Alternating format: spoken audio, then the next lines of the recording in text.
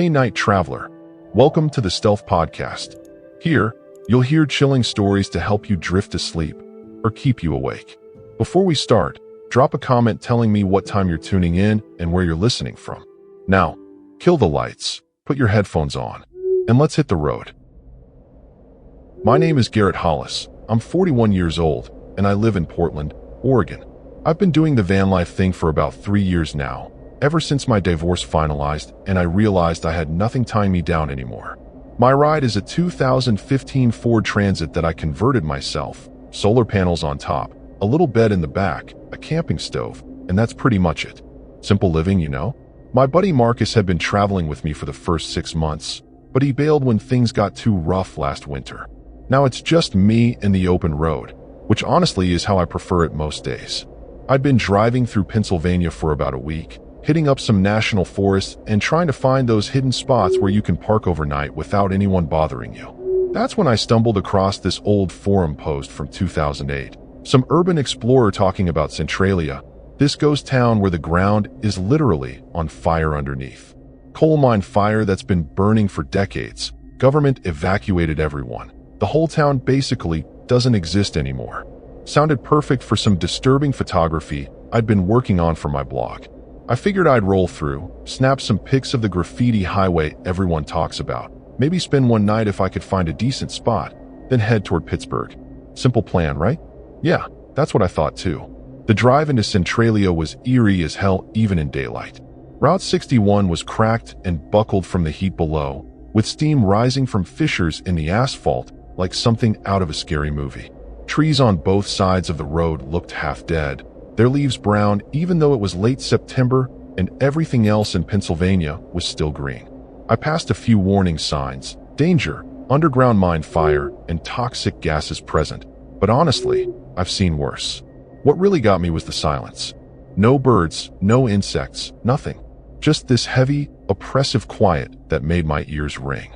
I rolled down my window and immediately regretted it. The air smelled like sulfur and burnt rubber, and it was warm, way warmer than it should have been for this time of year. I found what used to be the main street, though you could barely tell anymore. Most of the buildings were demolished decades ago, just foundations and crumbling walls left behind. The famous graffiti highway was there, all covered in colorful tags and messages, but it was roped off now with official-looking barriers. I parked my van on what I think was someone's old driveway, hard to tell when nature's reclaiming everything, and stepped out to explore on foot. That's when I started noticing things that didn't add up. Fresh tire tracks in the dirt, a discarded water bottle that couldn't have been more than a few days old based on how clean it still was. And then I saw it, smoke rising from a chimney about 2 blocks away. An actual chimney attached to an actual house, in a town that's supposed to be completely abandoned. My stomach did this weird flip. You know that feeling when something's just fundamentally wrong, but you can't quite put your finger on why. I walked toward the house, and the closer I got, the more details emerged. It was a small Cape Cod-style place, white paint peeling but not demolished like everything else. The windows had curtains. There was a mailbox out front with a name I couldn't quite read from where I stood. And I swear to God, I saw a movement behind one of those curtains, just a shadow, but definitely human-shaped. I stopped in the middle of the empty street, my heart hammering in my chest, trying to rationalize what I was seeing. Maybe it was squatters? But who the hell would squat in a town with toxic gas leaking from the ground? Maybe it was other urban explorers? But that house looked lived in, not explored. I was about to turn around and head back to my van, every instinct screaming at me that this was wrong, that I should leave, when the front door opened. This woman stepped out onto the porch, maybe in her 60s, wearing a floral dress like she was about to head to church or something. She smiled at me, this big friendly smile, and waved like we were neighbors who'd known each other for years. "Hello there," she called out, her voice carrying across the dead air with disturbing clarity. "You must be lost, honey. Not many folks find their way here anymore." I stood there frozen, trying to process what was happening. Behind her, through the open door, I could see a lit lamp and what looked like a normal living room. The sulfur smell was stronger now, mixing with something else, something like decay that made my eyes water. And that's when I noticed her feet. She wasn't wearing shoes, and her feet were black. Not dirty black, but burned black, like charcoal. I should have run right then. Every horror movie I've ever seen, Every true crime podcast I've binged on those long drives, they all teach you the same lesson. When something feels wrong, you get the hell out. But I didn't. Instead, I found myself walking toward this woman with the burned feet and the church lady smile, because some stupid part of my brain was trying to make sense of what I was seeing. Maybe she had a medical condition? Maybe it was just dirt? Yeah, I was lying to myself hard. I'm not lost. I called back, keeping maybe 20 feet between us. Just passing through, taking some photos. Didn't realize anyone still lived here. She laughed, and it sounded normal enough, but it echoed weird in that empty town, like the sound was bouncing off things that weren't there anymore.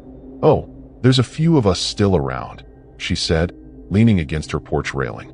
Up close, I could see her face better, and Jesus, something was off about her skin. It had this waxy quality, like it had been melted and reset.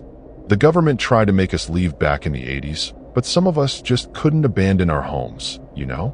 This is where we were born, where we raised our families. A little smoke and heat never killed anyone. She gestured toward the house behind her. "Would you like to come in for some iced tea? I just made a fresh pitcher, and it gets awful lonely out here. My husband Thomas would love to meet you. He's always going on about how we never get visitors anymore." The rational part of my brain was screaming, but the part of me that's always been too polite, too worried about offending people, made me hesitate. Before I could answer, I heard footsteps behind me. I spun around and nearly jumped out of my skin. There was a man standing there, maybe 10 feet away, and I have no idea where he came from. The street had been empty 2 seconds ago. I would have heard him approach. He was younger than the woman, maybe mid-30s, wearing overalls with no shirt underneath. His skin had that same melted candle look, and his eyes were wrong. Not the color or anything like that, but the way he was staring at me. No blinking. Just this intense, hungry stare that made every hair on my body stand up. "Afternoon," he said, his voice flat. "You staying for dinner?" The way he said it wasn't a question, and it definitely wasn't friendly despite the words. "No, I need to get back to my van," I stammered, taking a step backward. That's when I realized I was now positioned between the woman on the porch and this creepy overall-wearing dude, and I had maybe a 50-foot sprint back to where I'd parked. The woman's smile hadn't changed, but something in her expression shifted.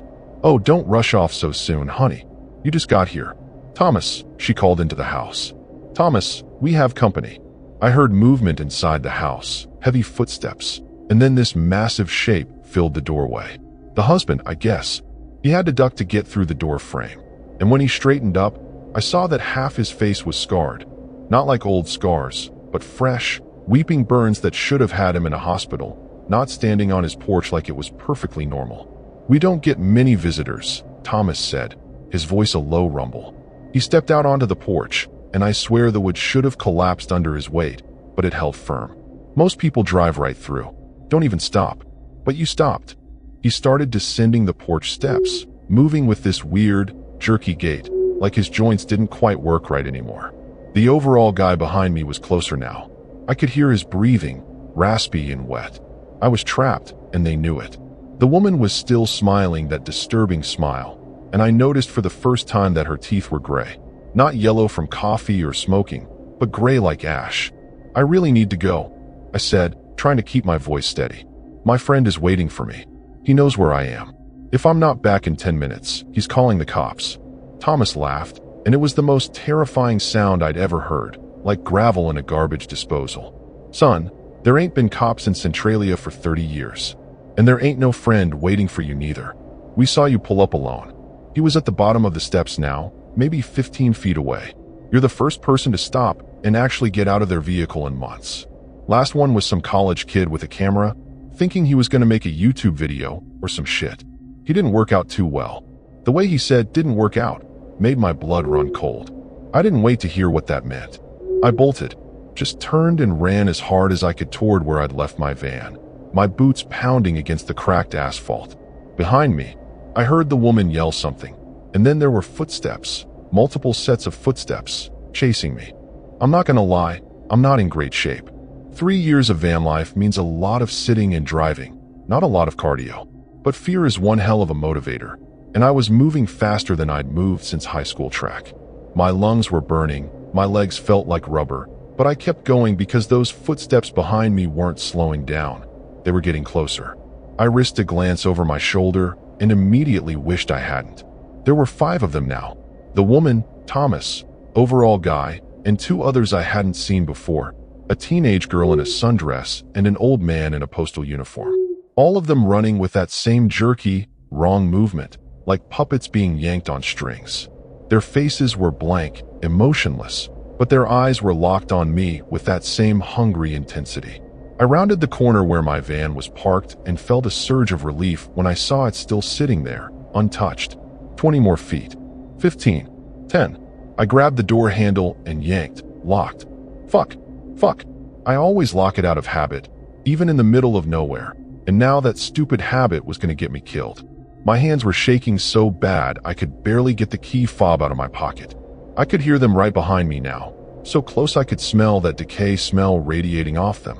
I hit the unlock button, ripped the door open, and threw myself inside, slamming it shut just as hands started slapping against the windows. Thomas's burned face pressed against the driver's side window, his mouth opening wider than a mouth should open, showing more of those gray teeth. I jammed the key in the ignition and cranked it. The engine turned over once, twice. Come on, you piece of shit, don't do this to me now, and then roared to life. I threw it in reverse without even looking and hit the gas. There was a thump and a scream as I felt the van hit someone, but I didn't stop. I cranked the wheel, shifted into drive, and floored it down what used to be Main Street, my van bouncing over buckled pavement and potholes.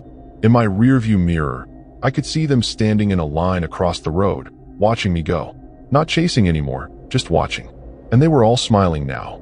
That same disturbing, knowing smile, like this was all part of some game they'd played 100 times before. I didn't slow down until I hit Route 61, and even then I kept my speed at 70, way faster than I should have been going on that damaged road. My hands were locked on the steering wheel, knuckles white, and I was breathing like I'd just run a marathon. What the hell were those people? Squatters? Some kind of cult? The burns, the gray teeth, the way they moved, none of it made sense. And that comment Thomas made about the college kid, about him not working out, I didn't want to think about what that meant, but my brain wouldn't let it go. I drove for maybe 20 minutes, putting as much distance between me and Centralia as possible before I pulled off onto a logging road and just sat there, trying to process what happened. That's when I noticed the smell. That sulfur and decay smell from the town. It was in my van. I looked around frantically, checking the back, under the seats, everywhere. Nothing. But the smell was getting stronger, and it was coming from outside. I looked out my window, and my stomach dropped. Steam, rising from the ground all around my van. I'd pulled off Route 61, sure, but I was still in the burn zone. The fire underneath wasn't just in the town. It spread for miles through the old mine tunnels. I started the engine again, ready to get back on the main road, when I saw movement in my side mirror. Someone was walking up the logging road toward me. A small figure, moving with that same jerky gait. As it got closer, I could see it was the teenage girl in the sundress, the one who'd been chasing me back in town. She was maybe 30 feet away when she stopped and just stood there, staring at my van. Her mouth moved like she was saying something, but I couldn't hear anything through the closed windows. I wasn't about to roll them down to find out what she wanted. She raised one arm, slowly, deliberately, and pointed at my van. Not at me, at the van itself. Then she smiled, turned around, and walked back the way she came, disappearing into the trees. I sat there for maybe 10 seconds, trying to figure out what the hell that meant, before I noticed something horrifying. Smoke. Thin wisps of smoke were rising from my hood. I popped it open from inside and jumped out, and sure enough, there was smoke coming from the engine. Not a lot, but enough to tell me something was wrong. And when I looked closer, I saw scratches on the metal, deep scratches, like someone had dragged their nails across it. Fresh scratches that definitely weren't there this morning. I'm not a mechanic, but I know enough to check the basics. The scratches were scary as hell, sure, but the smoke was the immediate problem. I grabbed my flashlight from the van and leaned in to get a better look at the engine. Everything seemed intact. No cut wires, no loose hoses, nothing obviously tampered with. But the smoke was coming from somewhere near the battery, and when I touched the metal casing, I yanked my hand back fast. It was hot, way too hot. Not engine running warm hot, but touching a stovetop hot. And that sulfur smell was even stronger now, like it was baked into the metal itself. I slammed the hood shut and made a decision. I needed to get out of Pennsylvania entirely, get somewhere with people and self-service and normalcy. The engine seemed okay to drive despite the smoke, so I got back in and started heading west. For the first hour, everything seemed fine.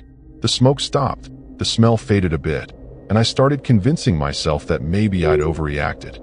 Maybe those people were just meth heads or something, squatting in an abandoned town, and my imagination had filled in the rest.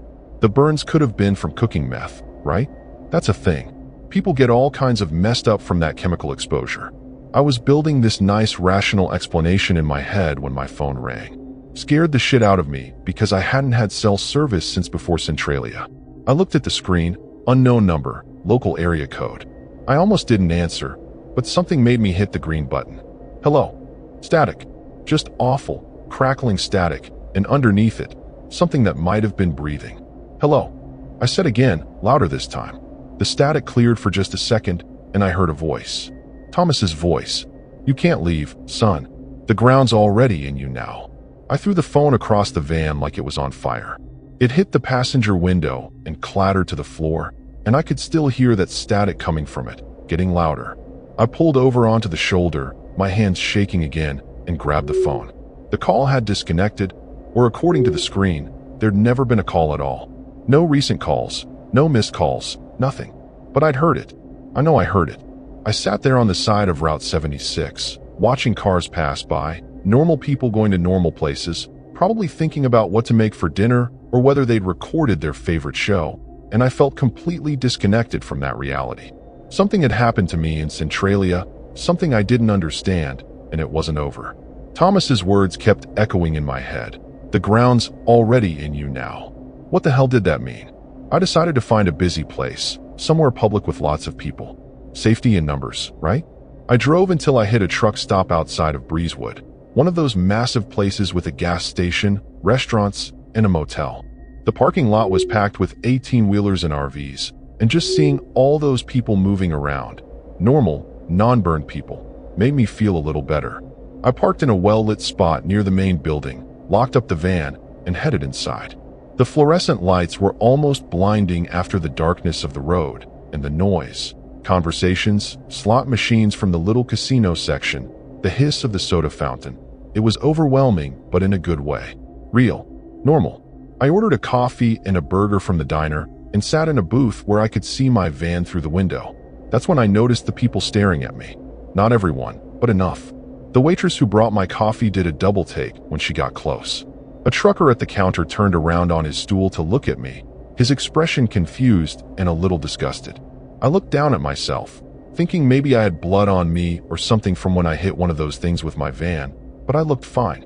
Maybe a little dirty, but nothing crazy. You okay, honey? The waitress asked, and there was genuine concern in her voice. You need me to call someone? I shook my head, confused. I'm fine. What? She glanced at the trucker, then back at me, like she was trying to decide something. It's just, have you looked in a mirror lately? Your eyes are real red. And you got this smell. She trailed off, uncomfortable. The smell. The sulfur smell. I could smell it too now that she mentioned it, and it wasn't coming from outside or from my clothes. It was coming from me. From my skin. I excused myself and practically ran to the bathroom, my burger forgotten. The bathroom was empty, thank God, and I went straight to the mirror above the sinks. What I saw made my legs go weak. My eyes were bloodshot.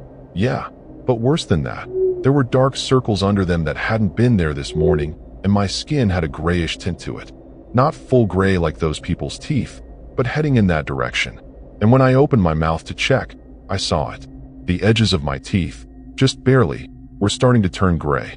I grabbed the edge of the sink to steady myself, and that's when I felt it. Heat. My hands were warm, too warm, the same way the engine had been. I ran cold water and splashed it on my face, scrubbed my hands, trying to wash away whatever was happening to me.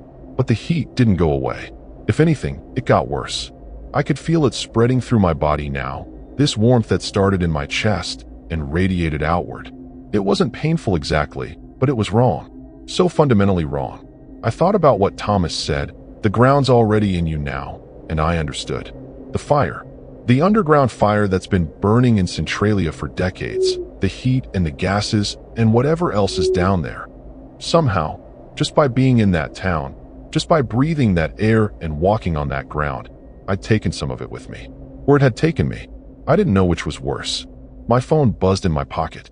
Another call. Unknown number. I didn't answer this time, but a text came through immediately. Come back home, Garrett. We're waiting for you. We're all waiting. I deleted the text without reading it again and stumbled out of that bathroom like I was drunk. The trucker and the waitress were both watching me as I left, and I could see it in their faces. They knew something was seriously wrong with me. I threw a 20 on the table, way more than the coffee cost, and got out of there. My van was right where I left it, but now I was scared to get in it, scared to keep driving, scared of what was happening inside my body. The heat was getting worse. I could feel sweat running down my back, even though it was maybe 50 degrees outside. I sat in the driver's seat and just gripped the steering wheel, trying to think. Where could I go? A hospital? And tell them what? Hi. I visited a ghost town, and now I'm turning into whatever those burned people were. They'd think I was on drugs or having a psychotic break. I thought about calling Marcus, my old traveling buddy, but what would I even say? We hadn't talked in over a year, and our last conversation had been him telling me I was making a mistake continuing the van life thing alone, that I needed to settle down somewhere and get help for my issues. He'd been talking about depression, about how the divorce had messed me up more than I wanted to admit. But this wasn't depression. This was real, physical, happening. My phone buzzed again, not a call this time, but my Maps app opening on its own. A route displayed on the screen. From my current location back to Centralia. Estimated arrival time, 47 minutes. I closed the app, but it opened again immediately.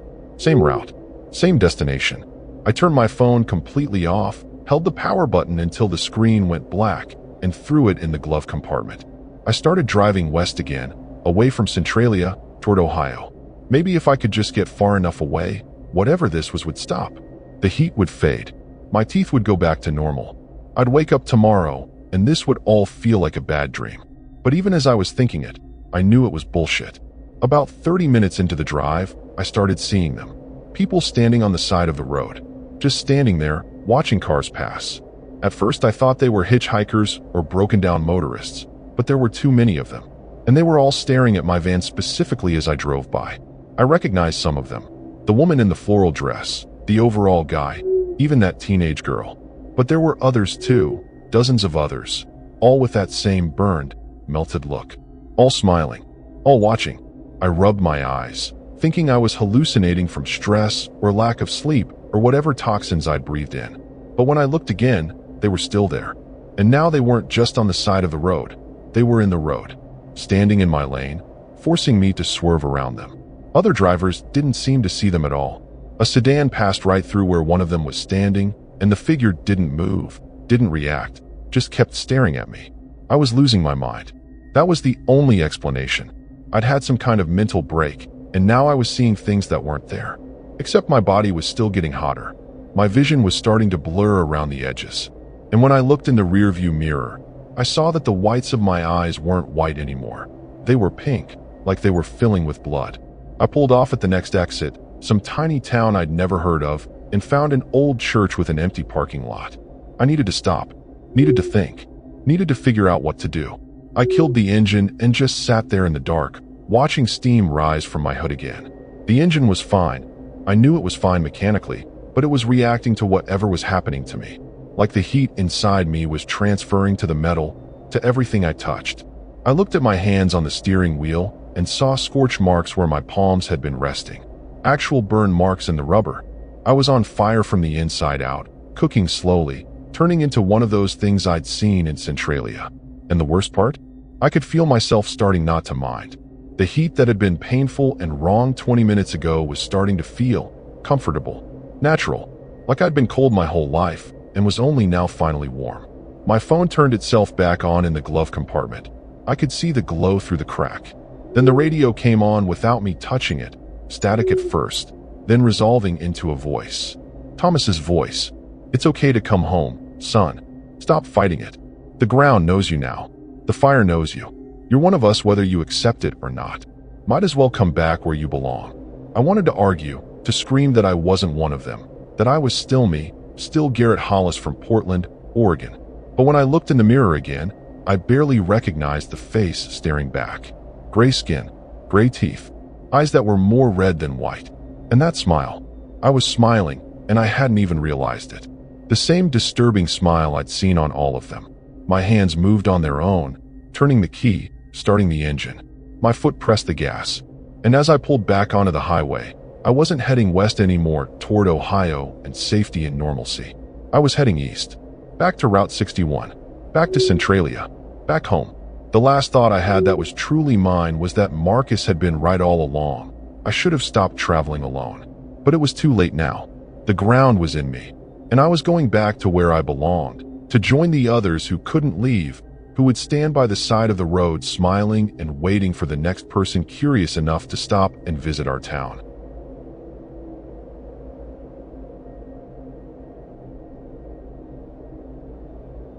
My name is Vera Diarty. I'm 52 years old, and I live in Harrisburg, Pennsylvania. I've been a long-haul trucker for almost 30 years now, driving cross-country routes mostly, but lately I've been sticking closer to home. My daughter Rachel keeps nagging me to retire, says I'm getting too old for the road. But what the hell else am I supposed to do? Sit in a rocking chair and watch game shows? No thanks. I converted an old Sprinter van last year as a backup for when I'm between trucking gigs, stripped out the cargo area, put in a little bed, some storage, solar panel on top. Nothing fancy, but it gets me where I need to go. My ex-husband Danny used to say I had gasoline in my veins instead of blood, and maybe he was right. The road is the only place I've ever felt like myself. I'd heard about Centralia my whole life. Hard not to when you grow up in Pennsylvania. Every local knows the story. Underground coal fire, government buyout, whole town evacuated in the 80s. Most of the buildings demolished, ground too hot to stand on in some spots, toxic gases venting through cracks in the earth. A real disaster. But what most people don't know is that the fire's still burning. 40-some years later, and it's still down there, eating through the coal seams, spreading through old mine tunnels. Scientists say it could burn for another 200 years, maybe longer. I'd driven past the area hundreds of times on Route 80, never gave it much thought. Just another piece of Pennsylvania history, another town that coal mining destroyed. But then I got the call from my sister Louise. Louise and I hadn't talked in probably 5 years. We had a falling out over our mother's estate, said some things we couldn't take back. So when her number popped up on my phone last Tuesday, I almost didn't answer. But something made me pick up. "Vera," she said, and her voice sounded strange. Tight. Scared. "I need you to do something for me. I need you to go to Centralia." I almost hung up right there, figured she was drunk or messing with me. "What the hell are you talking about?" I said. "There's nothing in Centralia. It's a ghost town." She was quiet for a long moment, and then she said, "Our cousin Michael. You remember him? He went there 3 weeks ago. Some photography project for his blog. He never came back." I did remember Michael. Louise's kid from her first marriage. Had to be in his early 40s now. Nice enough guy, kind of a loner, always had a camera around his neck. "So call the police," I told her, already knowing what she'd say next. I did. They did a welfare check, found his van parked on some old street. Empty. No sign of him. They searched the whole area, said he probably fell into one of those sinkholes or mine shafts, and that was that. Case closed. Her voice cracked. But Vera, they found his phone in the van. His wallet. His camera. Everything. He wouldn't have wandered off without his camera. You know Michael. That thing was like a third arm to him. She was right about that. They said the investigation's over. But I know something happened to him there. Something bad. And I can't go myself. My lungs are shot from the pneumonia last year. But you're strong. You know how to handle yourself. Please, Vera, just go look around. Ask some questions. See if anyone saw anything. I wanted to say no. Louise and I weren't exactly on good terms. And honestly, what did she expect me to find that the cops hadn't? But there was something in her voice that got to me. That raw fear that only comes when someone you love is missing and nobody's taking it seriously. I'd felt it myself when Rachel was 16 and ran away for 3 days. Worst 72 hours of my life. "Fine," I said. "I'll drive out there tomorrow, take a look around. But I'm not making any promises." She thanked me probably 10 times before I hung up, and I sat there in my apartment wondering what the hell I'd just agreed to. That night I did some research on Centralia, reading everything I could find. Urban explorer blogs, old news articles, government reports about the fire. And buried in one of those Explorer forums, I found something disturbing.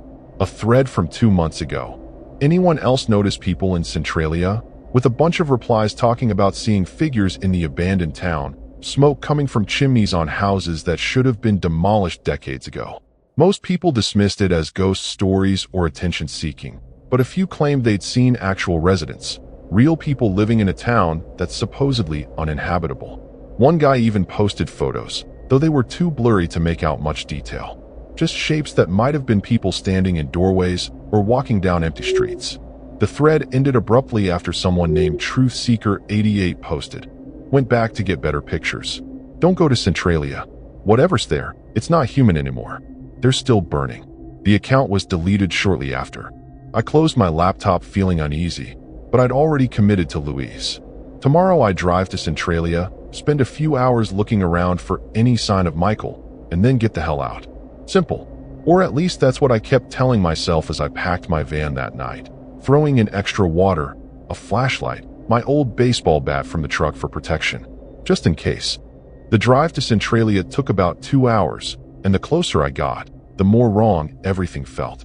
It wasn't anything I could put my finger on at first, just this creeping sense of unease that settled in my gut like bad food. The sky was overcast, which didn't help, and there was hardly any traffic on Route 61 once I got close to the area.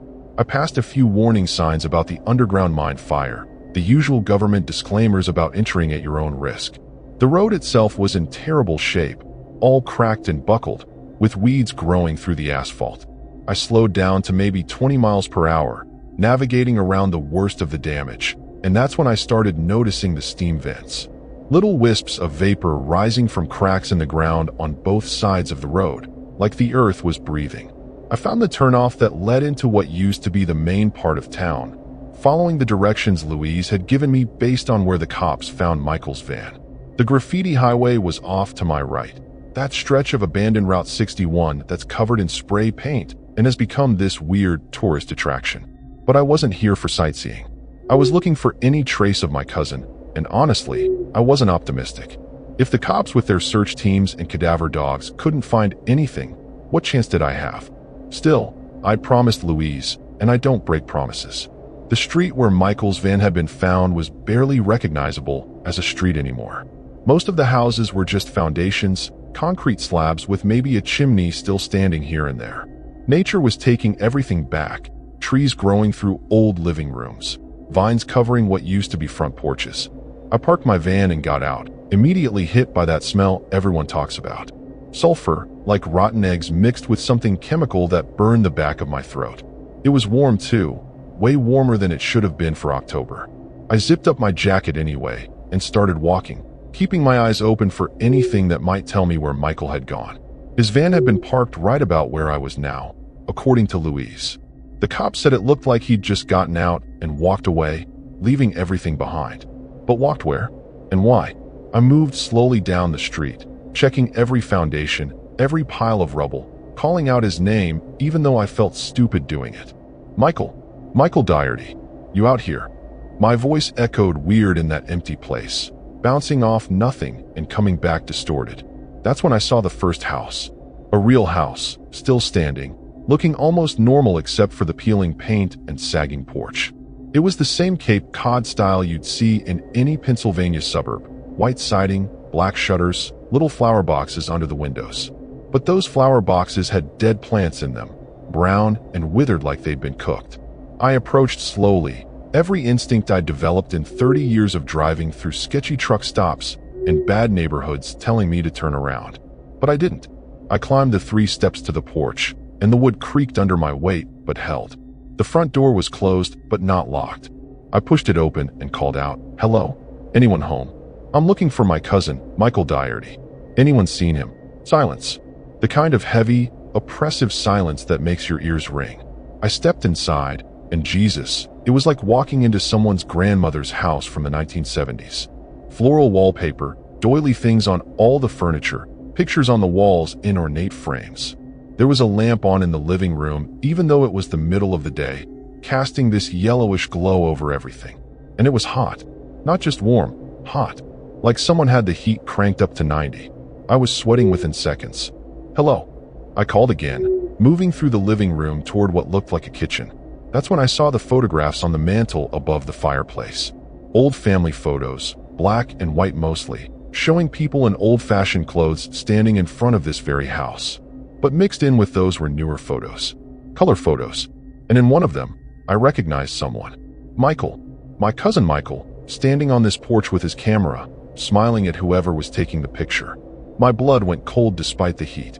That photo couldn't have been more than a few weeks old based on what he was wearing. The same flannel shirt Louise said he'd had on when he left for Centralia. I grabbed the frame to look closer, and that's when I heard footsteps upstairs. Slow, deliberate footsteps moving across the ceiling directly above my head. I froze, still holding that photograph, my heart hammering so hard I could feel it in my throat. "Michael," I called out, my voice shakier than I wanted it to be. "That you up there?" The footsteps stopped. Complete silence for maybe 5 seconds. Then they started again, moving toward what I assumed were stairs. I heard a door open somewhere in the house, and then the footsteps were coming down, getting closer. I should have run. Every ounce of common sense I had was screaming at me to get out of that house, get back in my van, and drive away. But I needed to know if it was Michael up there. The figure that appeared at the bottom of the stairs wasn't Michael. It was a woman, maybe 70 years old, wearing a house dress that looked like it came from a Sears catalog circa 1982. Her hair was done up in one of those old lady perms, and she was smiling at me like I was an expected guest. But her skin, God, her skin had this weird waxy texture, and when she got closer I could see burns. Not old scars, but active burns, red and weeping, covering her arms and neck. And her feet were black, charred like burnt wood.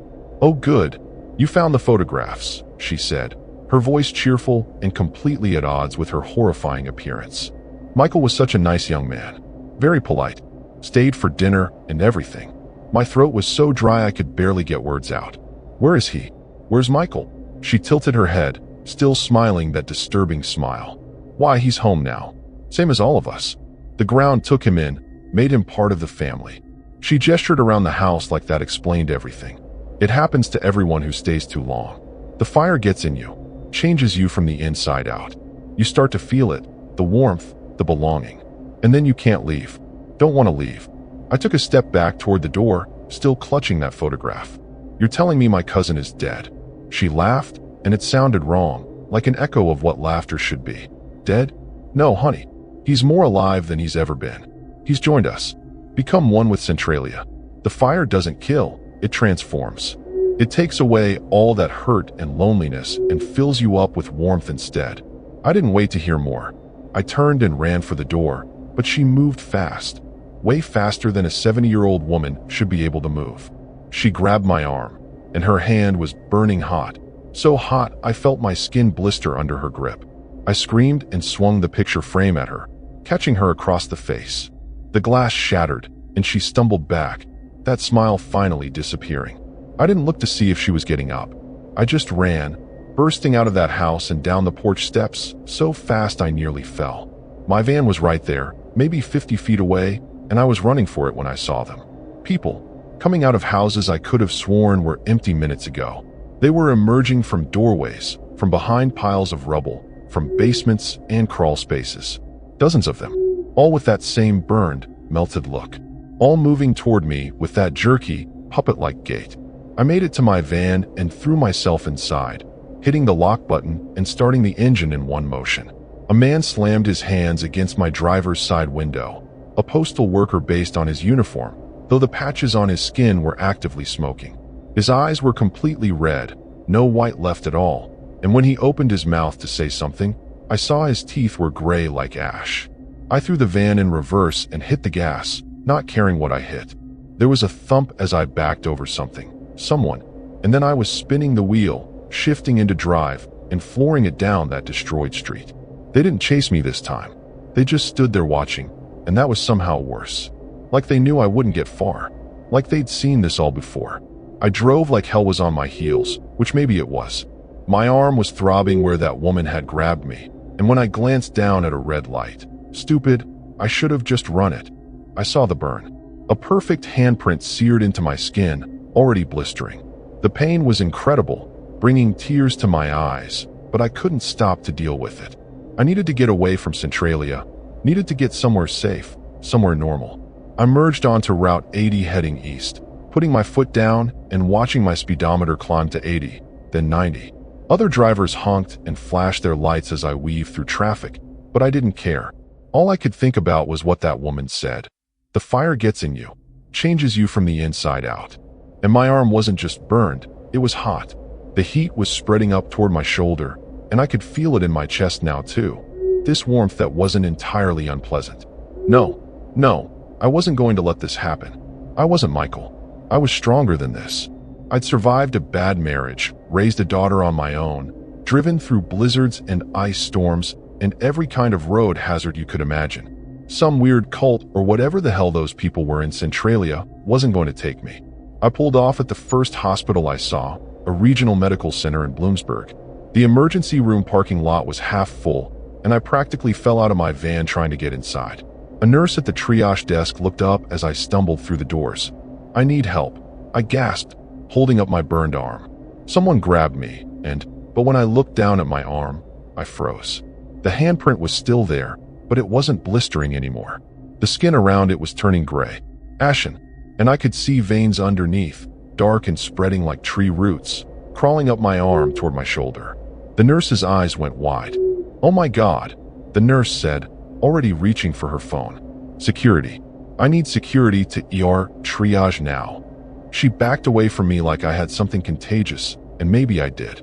Maybe whatever was in those people in Centralia was spreading through me right now, turning me into one of them. "Please," I said, my voice cracking. "I was in Centralia. Someone burned me. I think there's something wrong with the burn. It's spreading." A doctor came rushing over, a young guy who couldn't have been more than 35, and he grabbed my arm to examine it. The second his skin touched mine, he jerked back. "Jesus, you're burning up. How long ago did this happen?" I tried to think. How long had I been driving? 20 minutes? 30? Time felt slippery, like I couldn't quite grasp it. "Maybe half an hour," I said. They got me into a treatment room fast, hooking me up to monitors, taking my temperature. The thermometer beeped and the nurse frowned at it, then took my temperature again. "That can't be right," she muttered. The doctor leaned over to look. 103.7, he read. "But she's not shivering. No signs of infection yet." He looked at me with concern.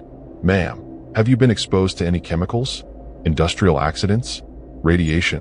I shook my head, trying to explain about Centralia, about the underground fire and the people who shouldn't exist and my cousin Michael who'd disappeared.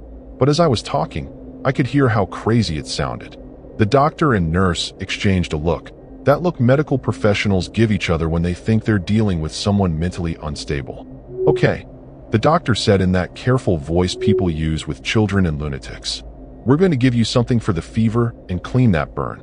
But I'm also going to recommend a psychiatric evaluation, just to be safe."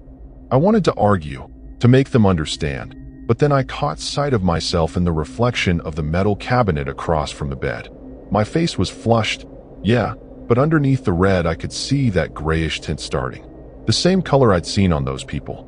And my eyes, the whites were turning pink.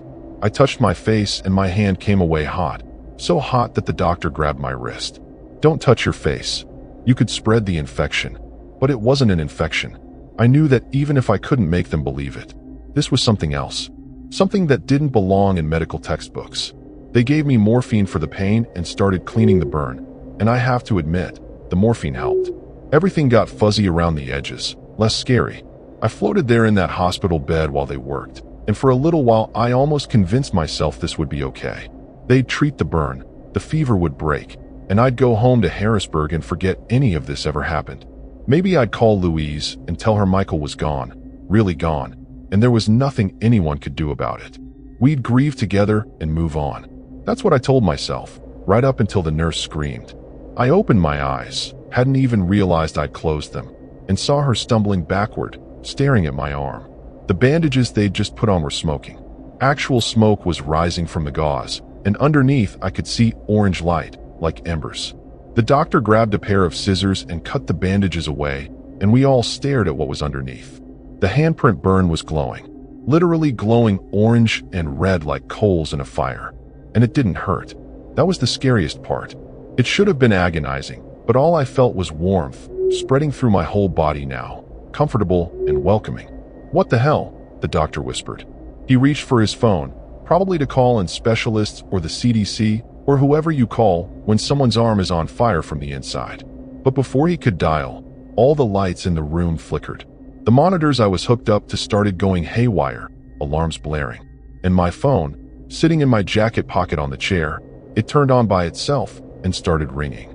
The doctor looked at it, then at me. "You should probably answer that," he said, and I could hear the fear in his voice.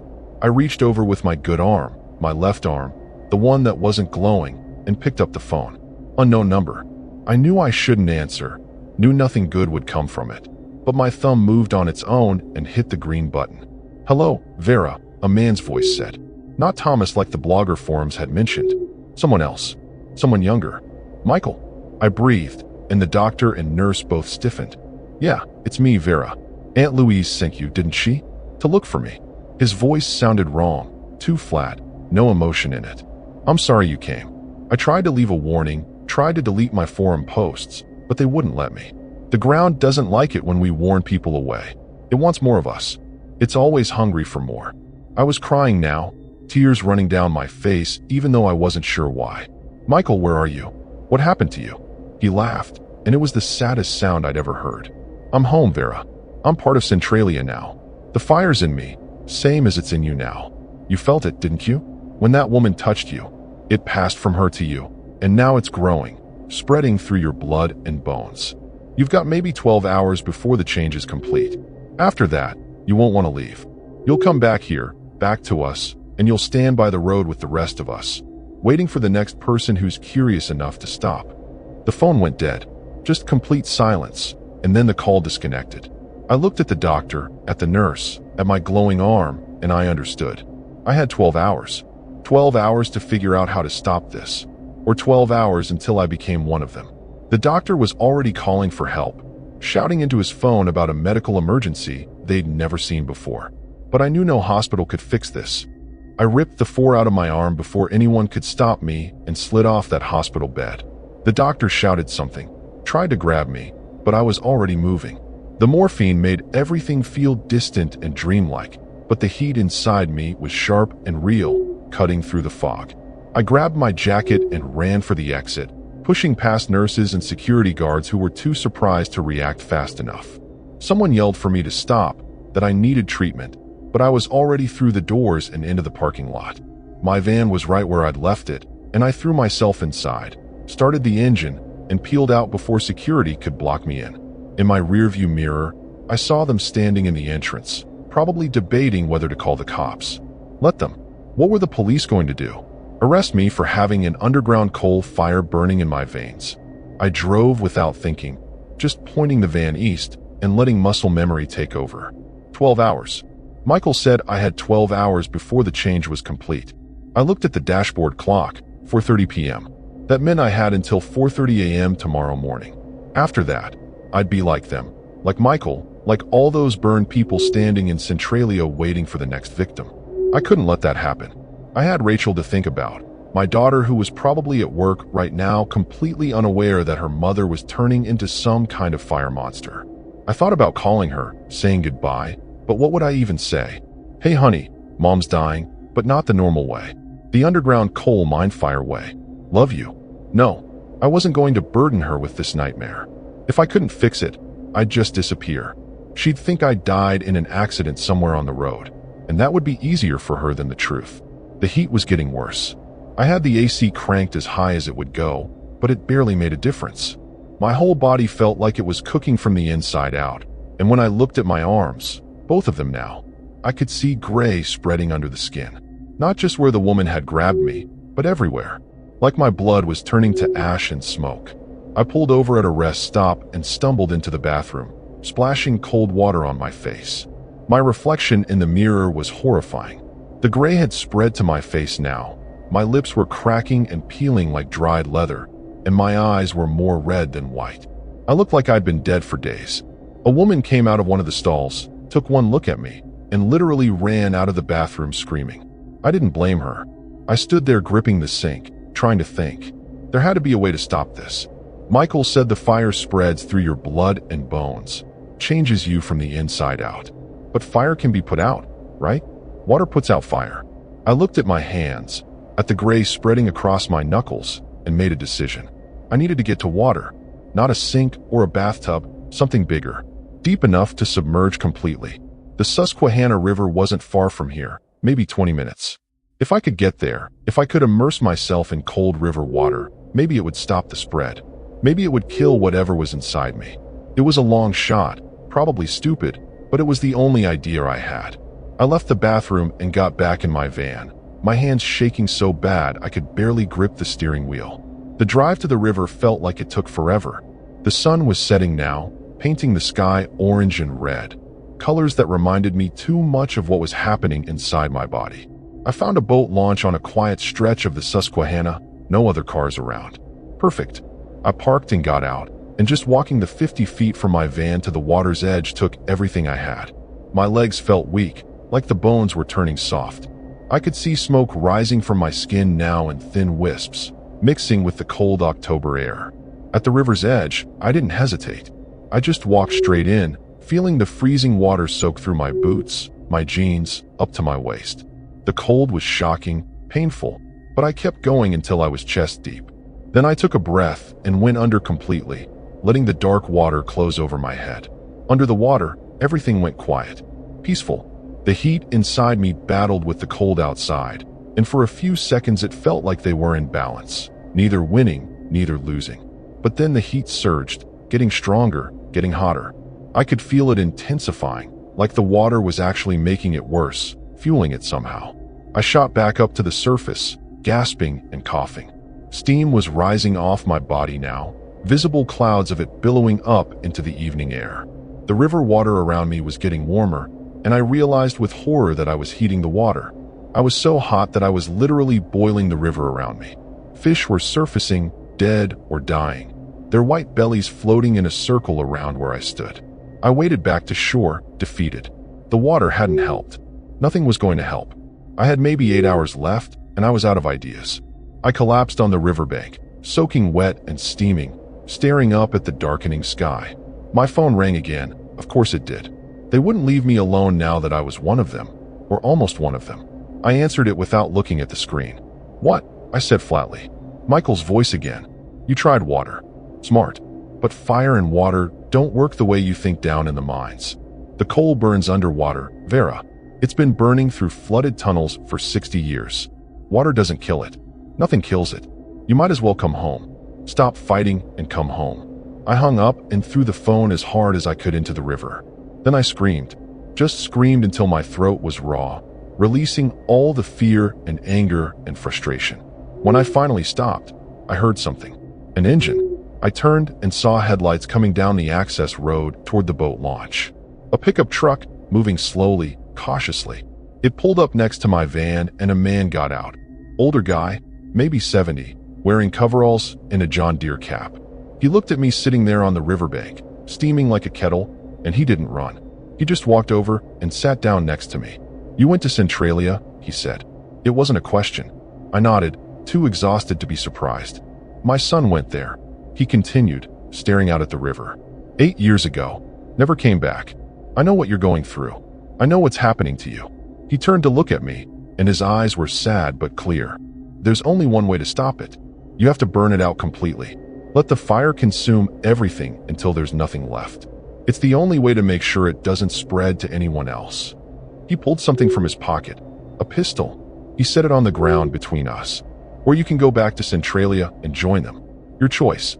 But you've got about 6 hours to decide." Then he stood up, walked back to his truck, and drove away, leaving me alone with the gun and the dying light and the fire burning inside me.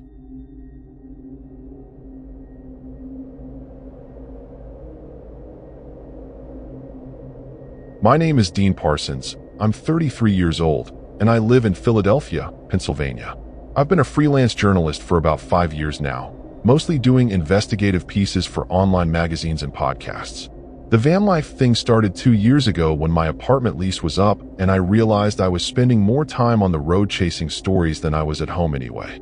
So I bought a 2008 Chevy Express, gutted it, and built out a pretty decent mobile office in the back. Laptop setup, portable printer, filing system for all my research notes. My girlfriend Amy thought I was crazy when I first told her, but she came around when she saw how much money I was saving on rent. She even travels with me sometimes when her teaching schedule allows it, though she's back in Philly right now finishing out the semester.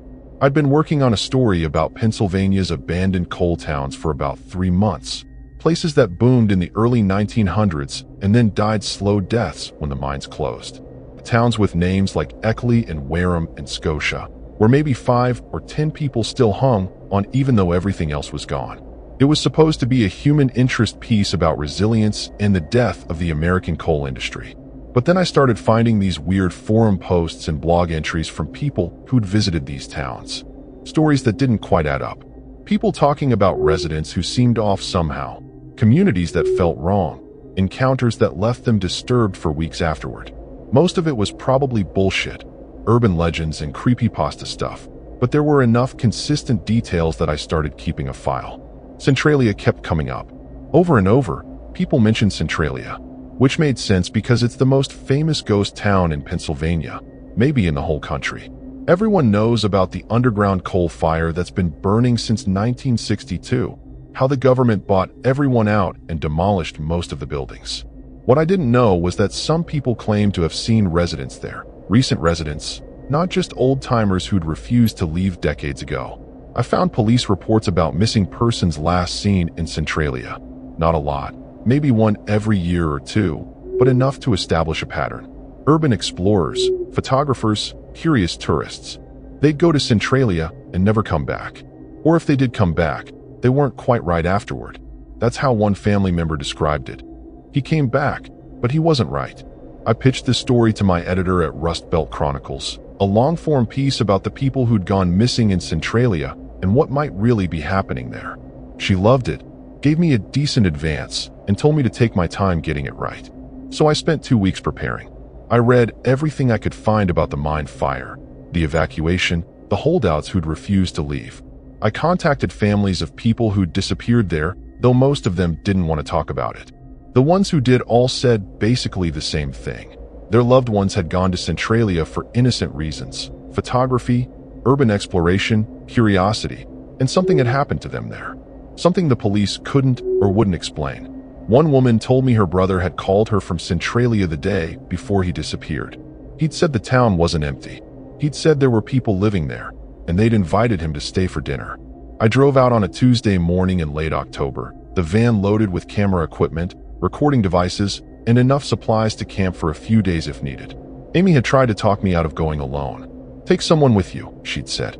"At least take Marcus." Marcus being my photographer friend who usually shoots for my bigger pieces. But Marcus was in Pittsburgh on another assignment, and I didn't want to wait. I had a deadline, and more importantly, I had that feeling you get when you're onto something real. That journalistic instinct that tells you there's a genuine story here, not just internet rumors and paranoid speculation. I figured I'd spend one night in Centralia, document whatever I found, interview any residents if they actually existed, and then get out. Document and extract. Simple. The approach to Centralia was eerie even before I got into the town proper. Route 61 was a disaster. Huge cracks in the asphalt, sections that had buckled and collapsed, warning signs everywhere about the underground fire. Steam vented from fissures in the ground, and the smell was overwhelming. Sulfur and burnt coal and something else, something organic and rotten that I couldn't identify. I had all my windows up and the AC recirculating, but I could still taste it in the back of my throat. The famous graffiti highway was there, all tagged up with messages and artwork, but it looked different than in the photos I'd seen online. Darker somehow. A lot of the graffiti was disturbing. Not the usual class of 2015 or John Loves Sarah stuff, but weird messages like "the ground remembers" and "we never left" and "join us in the warm." I stopped to take some photos, and that's when I noticed I had no cell signal. Completely dead. Not even one bar. I drove into what used to be the residential area, navigating around rubble and overgrown vegetation. Most of the houses were gone, just foundations and the occasional chimney standing like grave markers. But then I saw it, a whole street of houses. Not demolished, not burned down, just standing there like someone still lived in them. The street sign was still up, rusted but readable, South Locust Avenue. I parked my van and got out, my camera already in my hands. This was it. This was the story. Houses that shouldn't exist in a town that's supposed to be abandoned. I started taking photos, documenting everything, my journalistic brain already outlining the article. And then I saw the smoke. Not steam from the ground vents, but smoke from a chimney. Someone had a fire going. In a house that officially didn't exist. In a town that's been evacuated for 40 years, someone was home. I stood there for a solid minute, just staring at that smoke rising from the chimney, trying to rationalize what I was seeing. Maybe it was squatters. That made sense, right? People down on their luck finding shelter in abandoned buildings. It happened all the time in Detroit, in Baltimore, in dozens of Rust Belt cities. Except those cities didn't have toxic gases venting from the ground and temperatures hot enough to melt shoes. Who would voluntarily squat in Centralia? I raised my camera and zoomed in on the house. It was a small ranch-style place, pale yellow siding that had seen better days but wasn't falling apart. The windows had curtains. There was a welcome mat on the front porch. And as I watched through my lens, the front door opened and someone stepped out. It was a kid. Couldn't have been more than 12 or 13, wearing jeans and a Phillies t-shirt like he was just another Pennsylvania kid on a Tuesday afternoon. He stood on the porch looking directly at me, and even from 50 feet away, I could see his smile. Not a friendly smile, something else. Something that made my finger freeze on the camera shutter. He raised one hand and waved, slow and deliberate, and then he called out to me. "Hey mister, you looking for something?" His voice carried across the dead air with disturbing clarity, no echo, no distortion. I lowered my camera and forced myself to walk closer, every instinct screaming at me to get back in my van and leave. But I was a journalist. This was what I did. I talked to people, asked questions, got the story. "Hey," I called back, trying to sound casual. "I'm Dean. I'm a journalist, doing a story about Centralia." I didn't realize anyone still lived here. The kid's smile got wider. "Oh yeah, lots of people live here. We just don't like visitors much. They always leave too quick." He tilted his head, studying me like I was some kind of interesting insect. "You gonna leave too quick, Dean? Or you gonna stay and talk for a while?" Something about the way he said my name made my skin crawl. I just told him my name 2 seconds ago, but he said it like he'd known it for years. Like we were old friends. I climbed the porch steps, keeping some distance between us, and noticed his feet. He wasn't wearing shoes, and the soles of his feet were black. Not dirty black, but burned black, like charcoal. "What's your name?" I asked, pulling out my notebook. If I treated this like a normal interview, maybe it would feel less scary. The kid laughed. "Kyle. I'm 13. Been living here my whole life, pretty much." He glanced back at the house behind him. "My mom's inside. She'd probably want to meet you. She gets excited when people stop by. Doesn't happen much anymore." I wrote it down. Kyle, age 13, claims to have lived in Centralia his whole life. That was impossible. The last permanent residents had been ordered out in the early 90s, and most had left before that. "Your whole life," I said. "So you were born here? After the evacuation?" He nodded, still smiling. "Yep. My mom's one of the ones who never left. She says the ground chose us, so we belong here." Before I could ask what that meant, the front door opened wider and a woman appeared. She was maybe 40, with long dark hair pulled back in a ponytail, wearing a sundress that looked 20 years out of style. And her skin, Jesus, her skin had that same waxy, melted quality I'd seen described in the forum posts. Parts of her arms were actively blistered, weeping clear fluid, but she wasn't acting like she was in pain. She smiled when she saw me, and I noticed her teeth were gray. Not yellow from coffee or smoking, but gray like concrete. "Kyle, who's your friend?" she asked, her voice light and friendly. Kyle gestured toward me. "This is Dean. He's a journalist. He wants to know about us." The woman's eyes lit up. "A journalist? Oh, how wonderful. Please, come in. I'll make coffee." We so rarely get to tell our story. Every part of me wanted to refuse, to make an excuse and get out of there. But this was the story. This was what I'd come for. Real people living in Centralia, people the government claimed didn't exist. If I could interview them, get their perspective, document their existence, this would be huge. Career-making huge.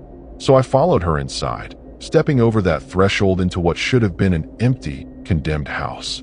The interior was wrong in ways I couldn't immediately articulate.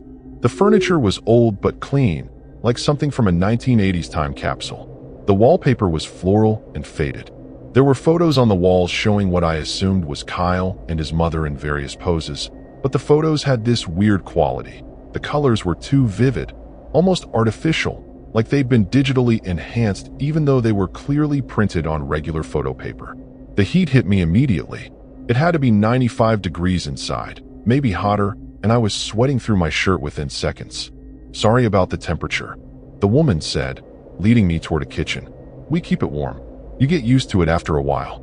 Actually starts to feel comfortable." She gestured for me to sit at a small table while she busied herself with a coffee maker that looked like it was from the Reagan administration. Kyle followed us in and sat across from me, still smiling that unnerving smile. I pulled out my recorder. "Do you mind if I record this?" "For my article." The woman waved her hand dismissively. "Record whatever you want, honey. We're not hiding." She poured coffee into mismatched mugs and set one in front of me. The liquid was dark, almost black, and steam rose from it in thick curls. I didn't drink it. Something told me not to drink it. Instead, I left it sitting there and focused on my questions. "So, can I start with your name?" The woman sat down next to Kyle, wrapping an arm around his shoulders. "I'm Patricia Holcomb. And like Kyle said, we've been here a long time.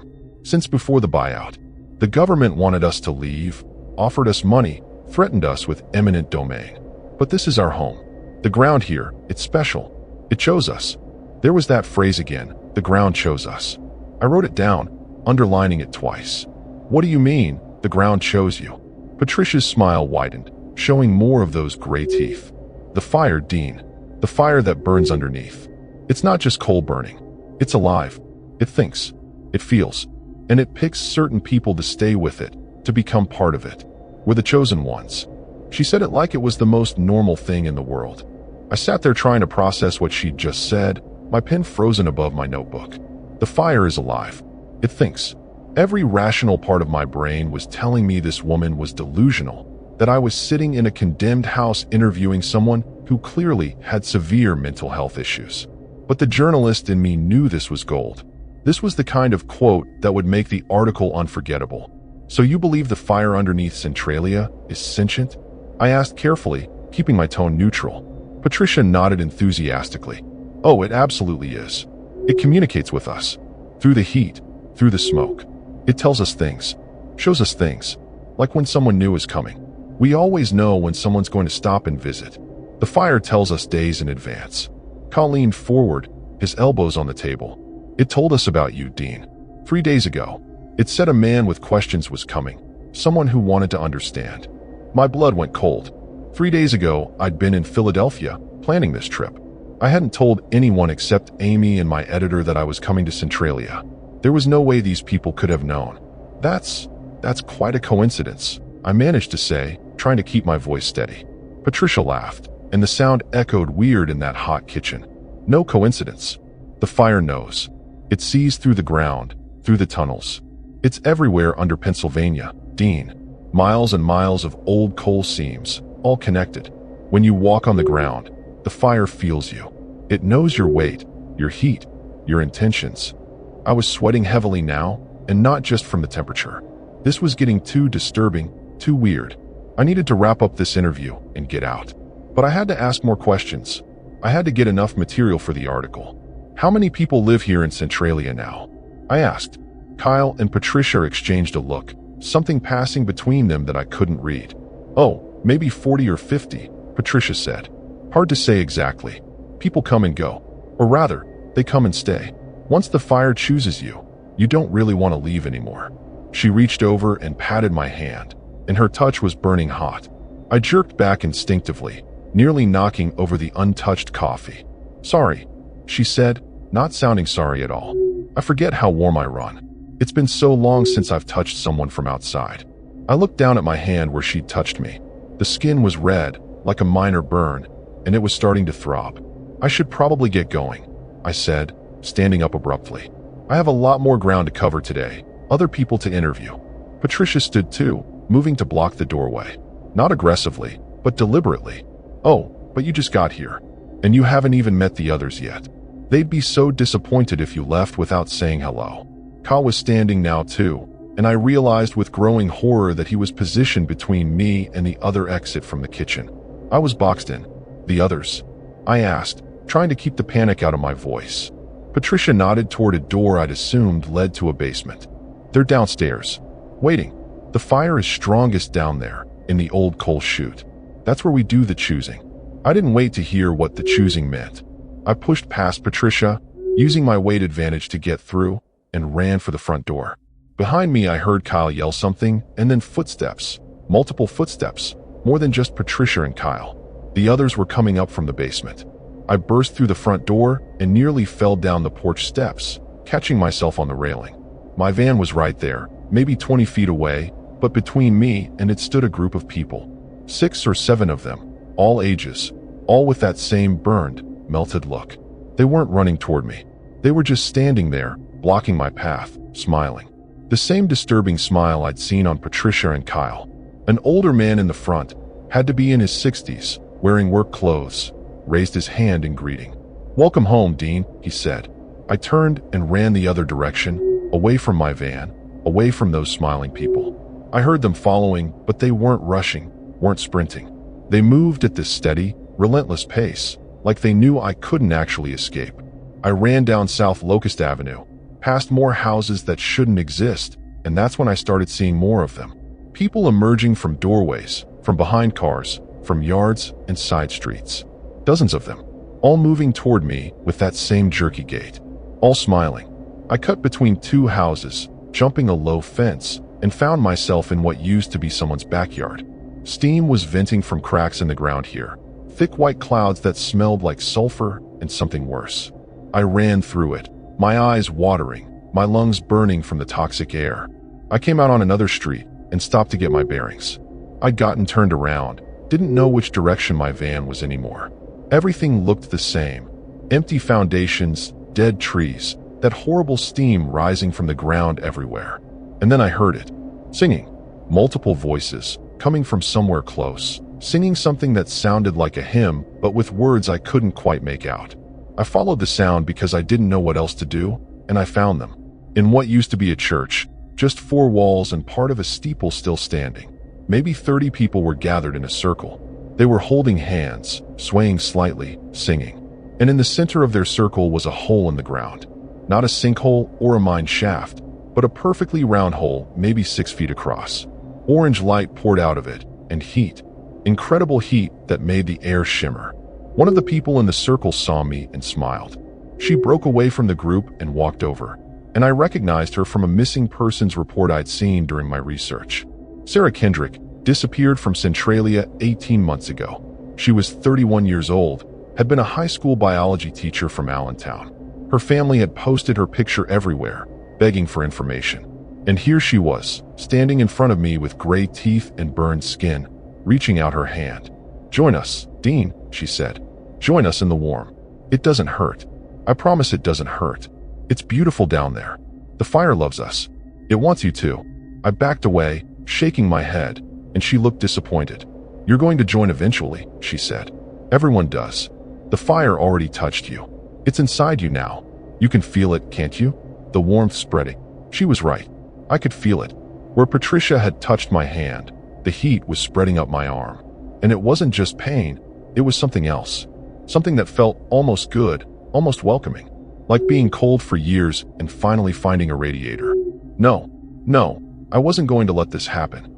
I turned and ran again, this time spotting a familiar landmark. The graffiti highway was visible in the distance. If I could get there, I could orient myself, find my van. The singing behind me got louder, more intense, and then it stopped abruptly. In the sudden silence, I heard footsteps. Running footsteps. They were coming after me now, all of them, and they weren't moving slow anymore. I pushed myself harder, my lungs screaming, my legs burning. The graffiti highway was right there, just past a line of dead trees. I broke through the tree line and saw it. My van, parked where I'd left it on what used to be Main Street. But standing next to my van, leaning against the driver's door, was a man. He was probably in his 40s, wearing a flannel shirt and jeans, and he had a camera around his neck. An expensive camera, professional grade. And his skin was gray. His eyes were red. His teeth, visible through his smile, were the color of ash. "Looking for this?" he asked, holding up my van keys. I stopped running, standing maybe 10 feet away, panting and trying to figure out how the hell he'd gotten my keys. I'd had them in my pocket. I reached down and felt my pocket empty. When had he taken them? How had he taken them? "My name's Michael," he said conversationally. "I used to be like you. Came here for a photography project about 18 months ago. Thought I'd spend one night, get some good shots, make some money. But the fire had other plans. The fire always has other plans." He tossed the keys in the air and caught them. "You want these? Come and get them." I stared at Michael, at my keys in his burned hand, and I knew this was a trap. Whatever I did, whatever choice I made, it was going to end badly. Behind me, I could hear the others getting closer, their footsteps, their breathing, that horrible unified sound of dozens of people moving as one. In front of me was Michael and my only way out of this nightmare town. "Listen," I said, trying to keep my voice calm and reasonable. "I don't want any trouble. I'm just a journalist. I came here to write a story, that's all. Let me take my van and leave, and I promise I won't write anything bad about you or this place. I'll say it's empty, just like everyone thinks." Michael laughed, and it was one of the saddest sounds I'd ever heard. "You still don't get it, Dean. This isn't about what you write or don't write. This is about the fire. It felt you the second you stepped foot in Centralia. It's already inside you." He held up his free hand, showing me his palm. "Patricia touched you, didn't she? In the kitchen. I can see the mark from here." I looked down at my own hand. The spot where she'd touched me was worse now. The red had spread, turning gray at the edges, and I could see dark veins underneath the skin like tree roots spreading. "It starts with a touch," Michael continued. "Just one touch from someone who's already changed, and the fire passes to you. Then it grows. Slowly at first, then faster. Within a day or two, you'll be like us. Part of Centralia, part of the fire." He took a step toward me, keys dangling from his finger. "You can fight it if you want. Run away, try to find help. But it won't matter. The fire always wins. Or you can accept it. Come back with us now. Let the warmth take you. It's actually peaceful once you stop resisting." The others were emerging from the tree line now, spreading out in a semicircle behind me. I was surrounded, trapped between them and Michael. I could see Sarah Kendrick in the group, and Patricia with Kyle, and that old man in work clothes. All of them moving closer with that same jerky, puppet-like motion. All of them smiling. "I'll take my chances," I said to Michael. Then I charged at him. He wasn't expecting it. I could see the surprise on his face as I slammed into him, knocking him sideways. The keys flew out of his hand and hit the ground with a metallic clink. I dove for them, my fingers closing around the key fob just as hands grabbed my ankles. Someone, maybe Kyle, maybe someone else, was pulling me backward, away from my van. I kicked hard, felt my boot connect with something solid, heard a grunt of pain. The grip loosened and I scrambled forward, getting to my feet. I had the keys. That was the important thing. I had the keys, and I was maybe 5 feet from my van. But Michael was between me and the driver's door again, and he looked angry now. The pleasant conversational tone was gone. "You're making this harder than it needs to be," he growled. His hands were smoking. Actually smoking, thin wisps rising from his palms. He lunged at me, and I barely dodged, feeling the heat as his hand passed inches from my face. The others were closing in too, forming a tighter circle. I was out of time and out of options, so I did the only thing I could think of. I hit the key fob, unlocking the van, and threw myself through the passenger window. It was open. I always left it cracked for ventilation, and I managed to squeeze through, landing hard on the passenger seat. Hands grabbed at my legs, but I kicked them away and scrambled over the center console into the driver's seat. I jammed the key in the ignition and cranked it. The engine turned over. Thank God it turned over, and I threw it in reverse without looking. There were thumps and screams as I backed over people, but I didn't stop. I couldn't stop. I shifted into drive and floored it, the van lurching forward. Michael threw himself at the hood, trying to grab the windshield wipers, but the momentum threw him off. I saw him roll across the cracked pavement in my rearview mirror, getting back to his feet almost immediately. The others were running after me now, all of them, but I was faster. The van's engine roared as I pushed it to 40, then 50, navigating around potholes and rubble. Route 61 was ahead, that destroyed stretch of highway that would take me out of here. Just a little further. Just a few more seconds and I'd be free. But something was wrong with my hand. The one Patricia had touched. It was throbbing, burning, and when I glanced down at it on the steering wheel, I saw the gray had spread past my wrist now. It was crawling up my forearm, and I could feel the heat inside me getting stronger. Michael's words echoed in my head. Within a day or two, you'll be like us. How long ago had she touched me? An hour? Maybe 90 minutes? If this was the progression after an hour and a half, what would I look like tomorrow? I pushed the thought away and focused on driving.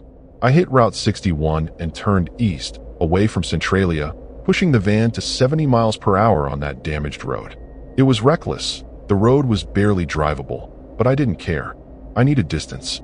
Needed to get as far from that place as possible. I drove for maybe 20 minutes before I felt safe enough to slow down and catch my breath. My hands were shaking on the wheel, my heart was hammering, and I was drenched in sweat. But I'd made it out. I'd actually made it out. I pulled off onto a side road and just sat there, trying to process everything that had happened. The recording device was still in my pocket.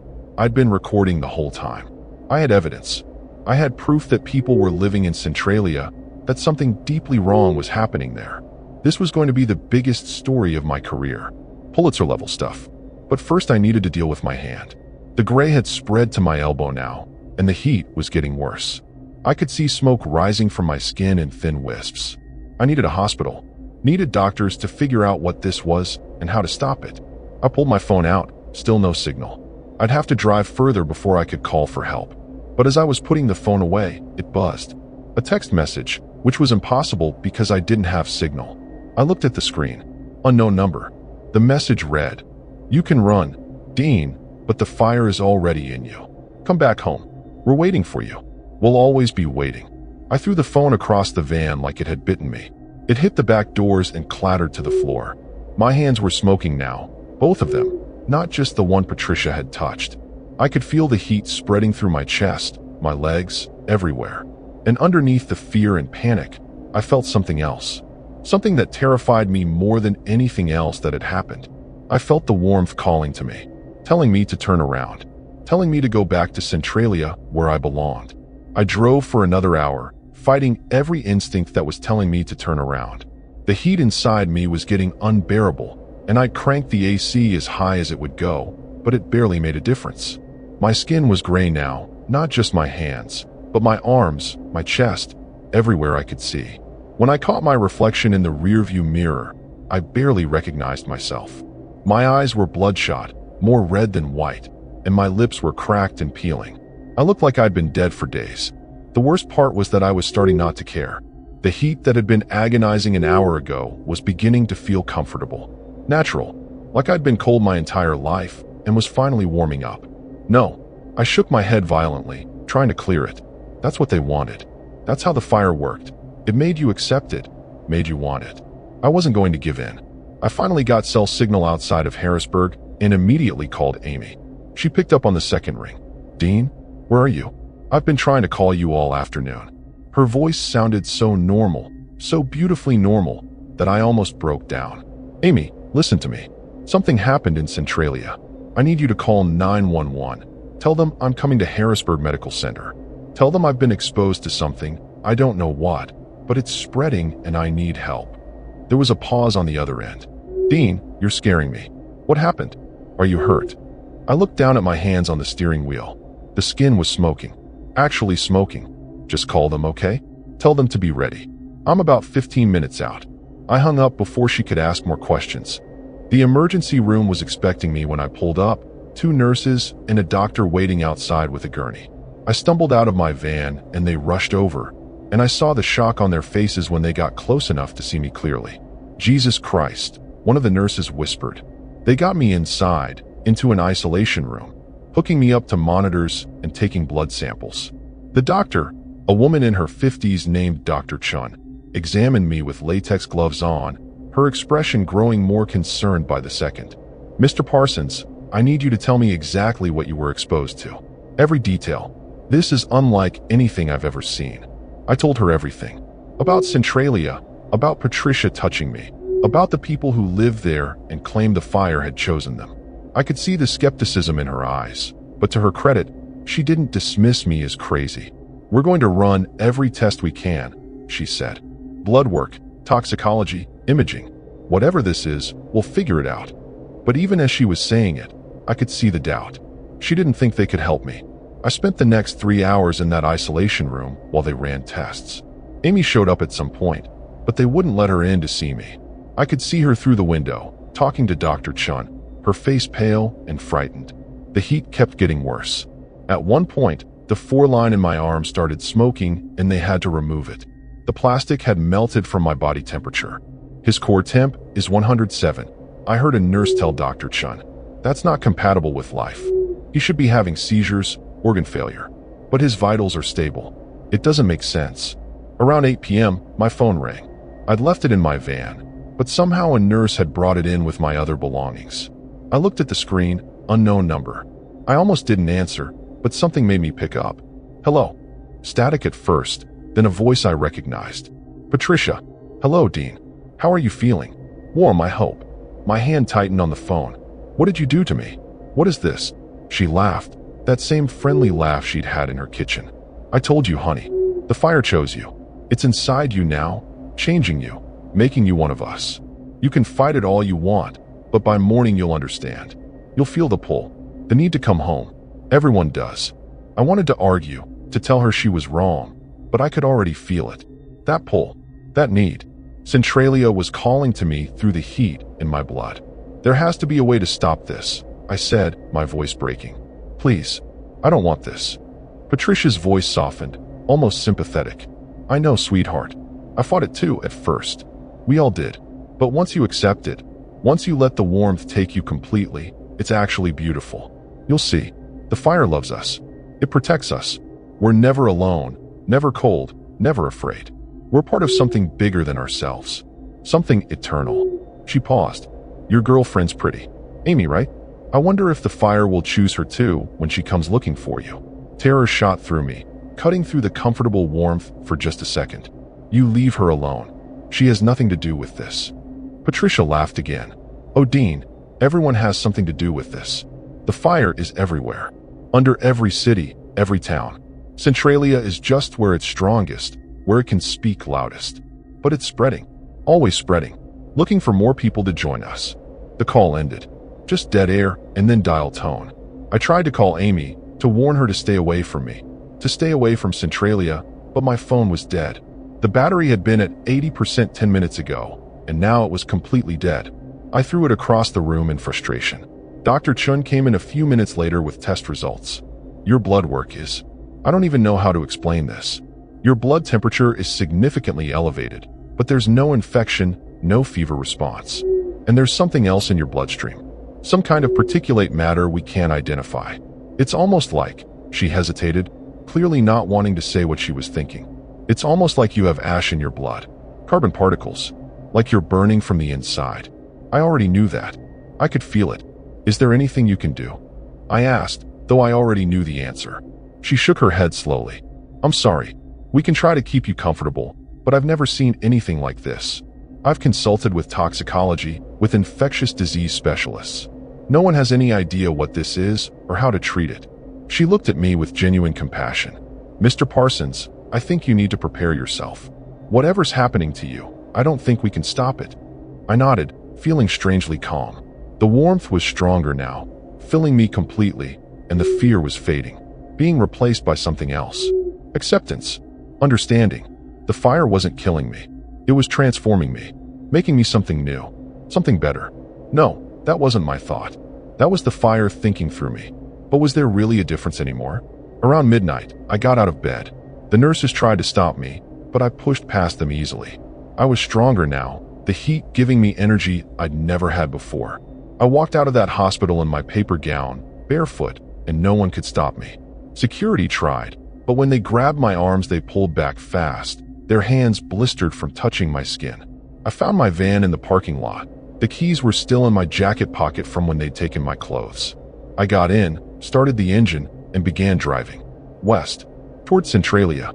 The GPS tried to route me a different direction, but my hands moved on their own, knowing the way. Amy called as I was driving. Her number showed up on my car's display, but I didn't answer. What would I say? That I was going back? that the fire had won, that I was going home. An hour later, I saw the steam vents, the damaged roads, the warning signs, and I felt joy, pure, uncomplicated joy. I was almost there, almost home. When I pulled onto South Locust Avenue, they were waiting for me. Patricia and Kyle and Michael and Sarah and all the others, standing in the street, smiling, welcoming me. I parked the van and got out, and Patricia came forward with her arms open. "Welcome home, Dean," she said. "The fire's been waiting for you." And as her arms wrapped around me, as the heat of her body merged with mine, I finally understood. I was home. I was warm. I was chosen. And I would stand here with the others, waiting for the next person curious enough to stop, waiting to share the gift of the fire, waiting forever in the warm.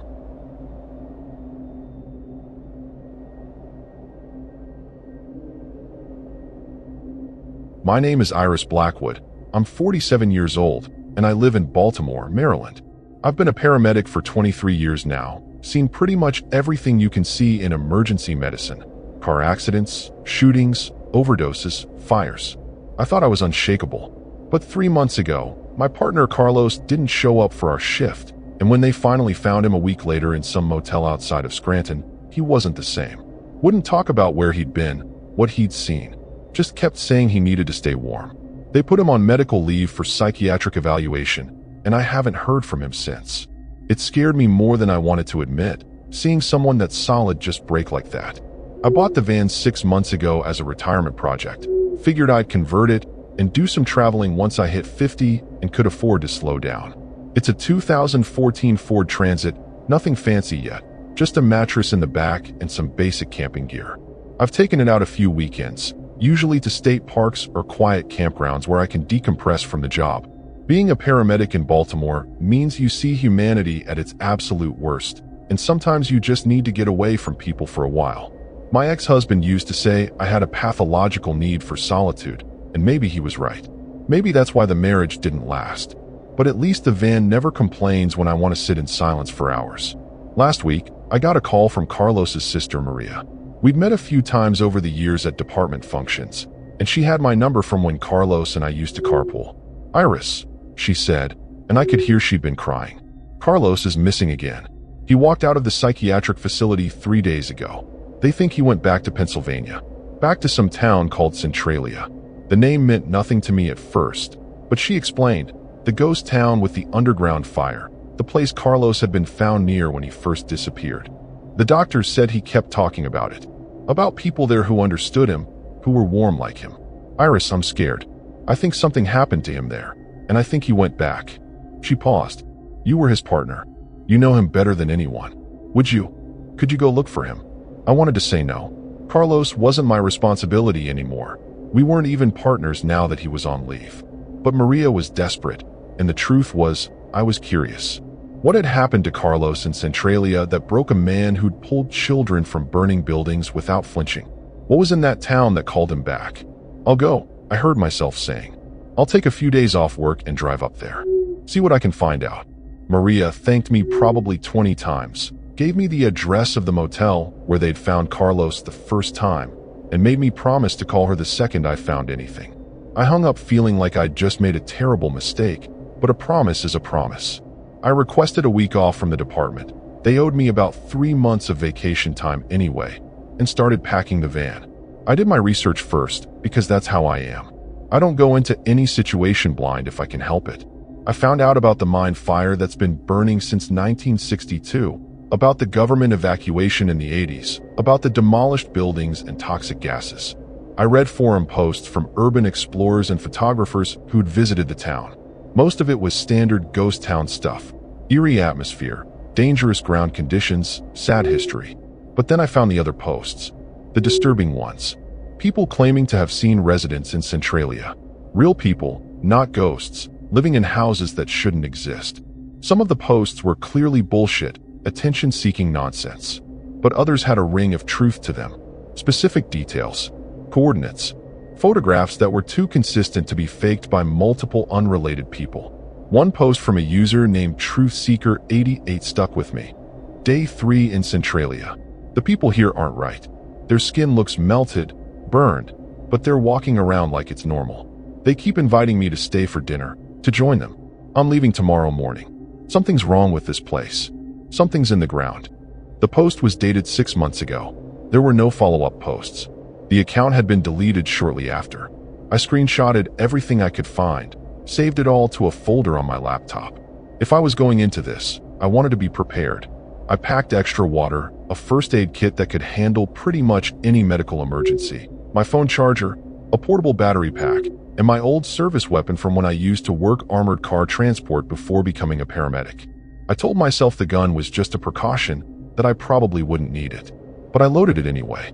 The drive to Centralia took about 4 hours from Baltimore, and I spent most of it trying to figure out what I'd say if I actually found Carlos. "Hey buddy, your sister's worried, let's go home." That wouldn't work if he'd genuinely snapped. I'd seen people in psychiatric crisis before. You can't reason with them, can't just talk them down. They're living in a different reality, and trying to force your reality onto them just makes things worse. But Maria had said Carlos kept talking about people in Centralia who understood him, who were warm like him. What did that mean? I'd felt Carlos's forehead the day before he disappeared the first time. We'd been on shift together, and he'd seemed off. No fever. His skin had been normal temperature. So what changed? What happened to him in Centralia that made him feel he needed to be warm? I reached the outskirts of Centralia around 2 in the afternoon, the October sun already starting to sink lower in the sky. The temperature was dropping, probably in the mid-50s, but I had layers on and wasn't worried about the cold. Route 61 was exactly as the forum posts had described. Destroyed, buckled, steam rising from cracks in the asphalt. I drove slowly, carefully, my paramedic training automatically cataloging every hazard. Unstable ground, toxic gas exposure, risk of sinkhole collapse. This place was a disaster waiting to happen, and I couldn't understand why anyone would voluntarily come here, let alone stay. I passed the graffiti highway, saw the tags and messages covering the abandoned road section. Some of them were disturbing. "Join us in the warm," and "The ground remembers," and "We never left." I took photos with my phone, documenting everything, thinking maybe I'd understand it better later. I found a place to park on what used to be a residential street. Most of the houses were gone, just foundations and rubble.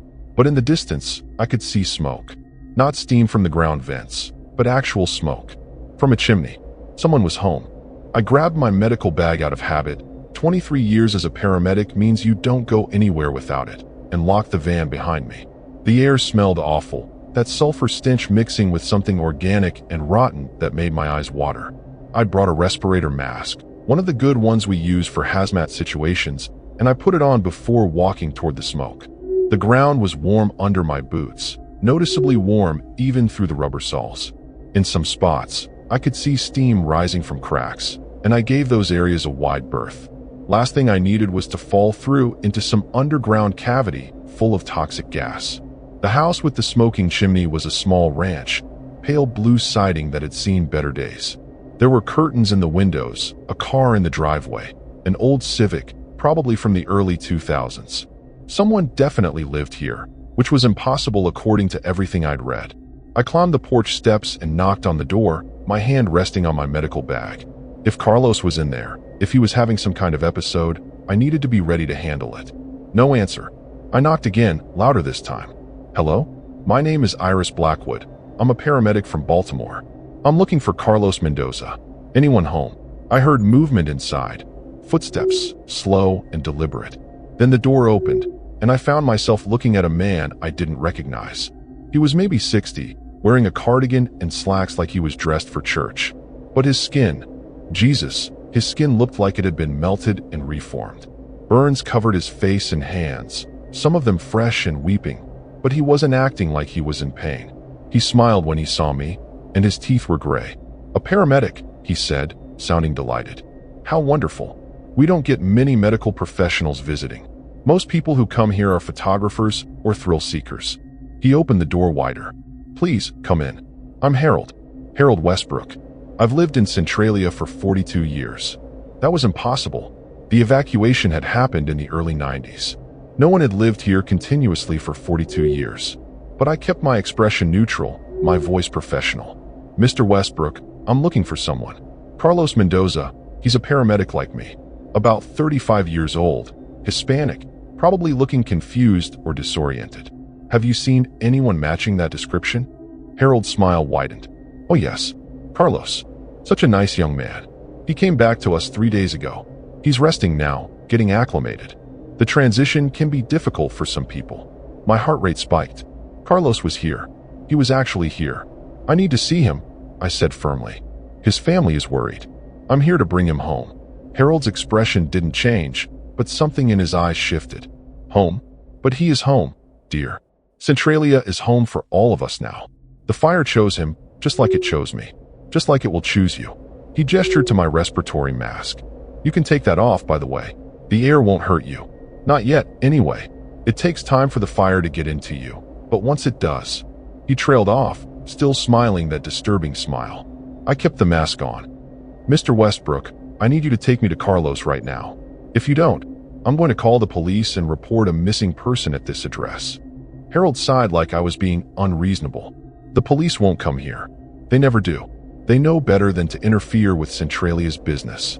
But he stepped aside, gesturing into the house. He's in the basement. Follow me. Every instinct I had was screaming not to go into that house, not to follow this burned stranger into a basement in a town that shouldn't have residents. But Carlos was down there. My partner. My friend. I couldn't leave without at least trying to get him out. I stepped inside, immediately hit by the heat. It had to be 95 degrees in that house, maybe hotter.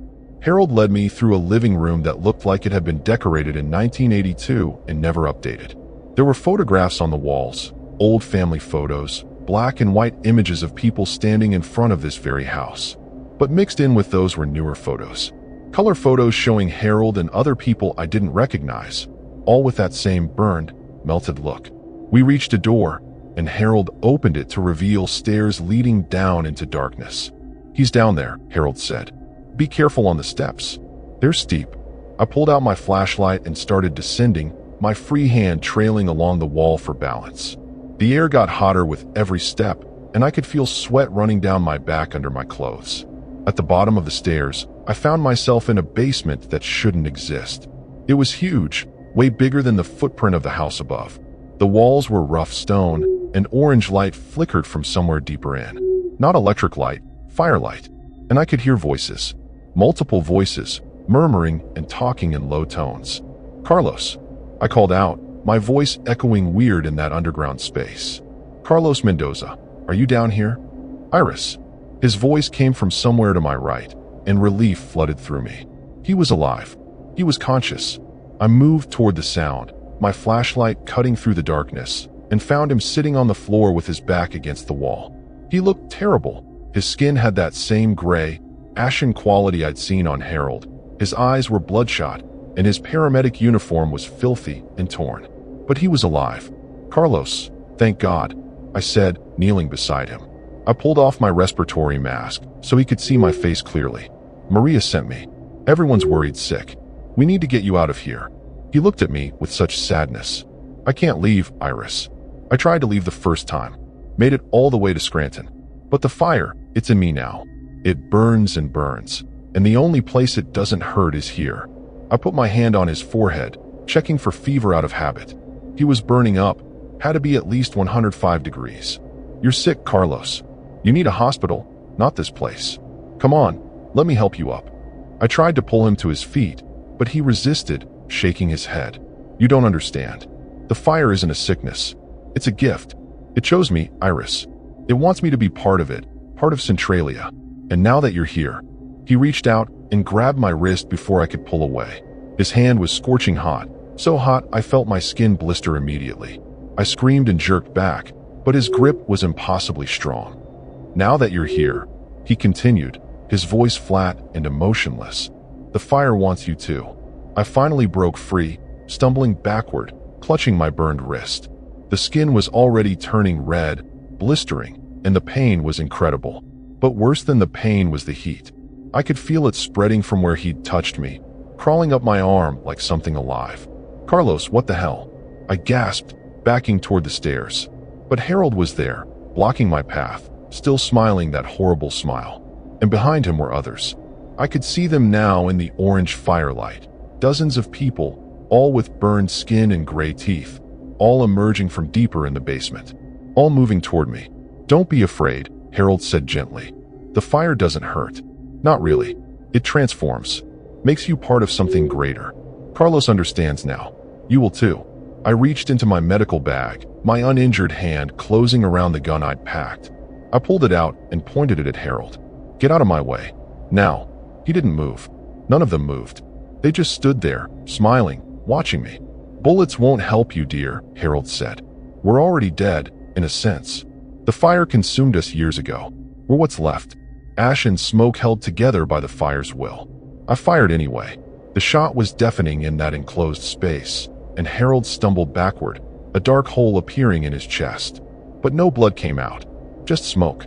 Gray smoke that rose from the wound and dissipated in the hot air. He looked down at the hole, then back at me, still smiling. "See? You can't kill what's already been consumed." Behind me, I heard Carlos getting to his feet. I was trapped, surrounded, and the heat in my arm was getting worse, spreading toward my shoulder, filling me with a warmth that was beginning to feel less like pain and more like comfort. No, I wasn't going to end up like them. I wasn't going to let this fire take me. I ran, just picked a direction where the crowd was thinnest and charged through, knocking people aside. They grabbed at me, but I kept moving, kept fighting, my medical training keeping me focused even through the panic. I found a tunnel, some kind of mine shaft opening into the basement, and ran into it without thinking. Behind me, I could hear them following, their footsteps echoing in the darkness. And ahead of me, deeper in the tunnel, I could see orange light. The fire, the source. I was running toward the very thing I needed to escape. But there was nowhere else to go. The tunnel sloped downward, getting hotter with every step. The walls were scorched black, and I could see veins of coal still embedded in the rock, some of them glowing orange like embers. My lungs were screaming. I'd left my respirator mask upstairs, and the air down here was thick with smoke and sulfur. But I kept running because stopping meant letting them catch me. The tunnel opened into a larger chamber, and what I saw there made me stop in my tracks. It was a mine shaft, an old coal extraction room, but the walls were on fire. Not raging flames, but this low, persistent burn. The coal seams themselves smoldering, casting everything in orange and red light. And in the center of the chamber was a hole. A massive hole, maybe 20 feet across, dropping straight down into darkness. Heat poured out of it in waves that made the air shimmer. I could hear the footsteps behind me getting closer. I looked around frantically for another exit, another tunnel, anything.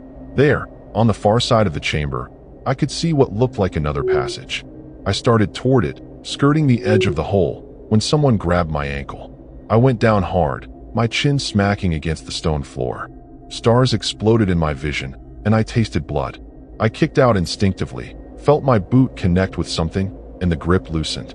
I scrambled to my feet and saw Carlos crawling toward me, his face twisted with something between pain and determination. "I'm sorry, Iris," he said. "I don't want to do this, but the fire, it needs you. It's hungry, always hungry, and it won't let me rest until I bring it more." "Carlos, fight it," I said, backing away from him. "This isn't you. Whatever's in your head, whatever's making you do this, you can fight it." He shook his head, tears running down his gray cheeks. "I tried. God, I tried so hard. But it's stronger than me. Stronger than anything."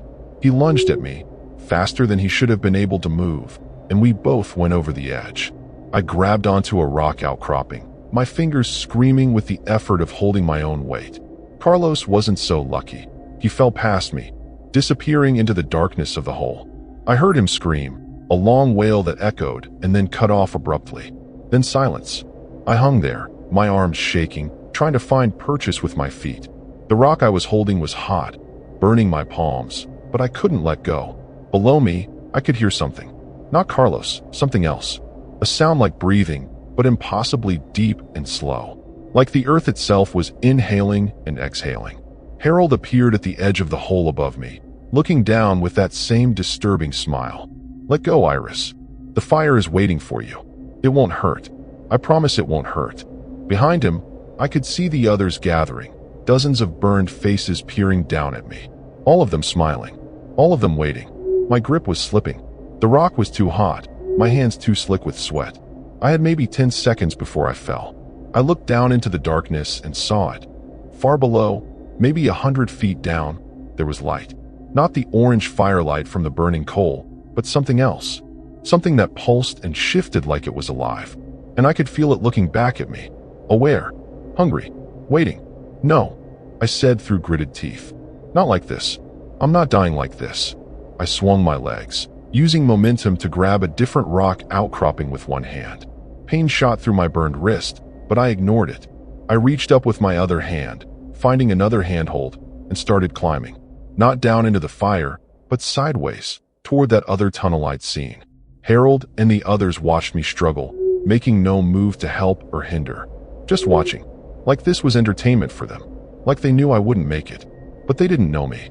They didn't know that I'd pulled myself out of burning cars, out of collapsed buildings, out of situations where everyone else had given up. I'd survived things that should have killed me, and I wasn't about to let some underground fire be the thing that finally did me in.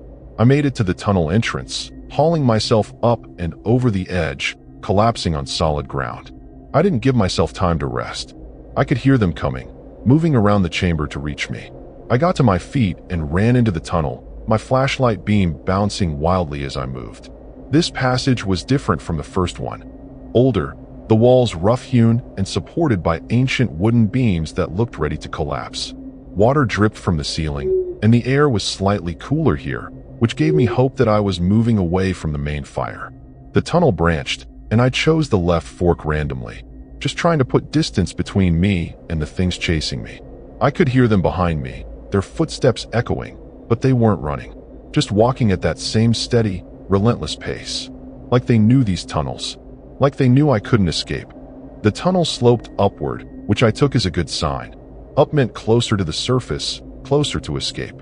My burned wrist was throbbing, and when I glanced at it with my flashlight, I saw the skin had turned gray. The same gray I'd seen on Harold and Carlos.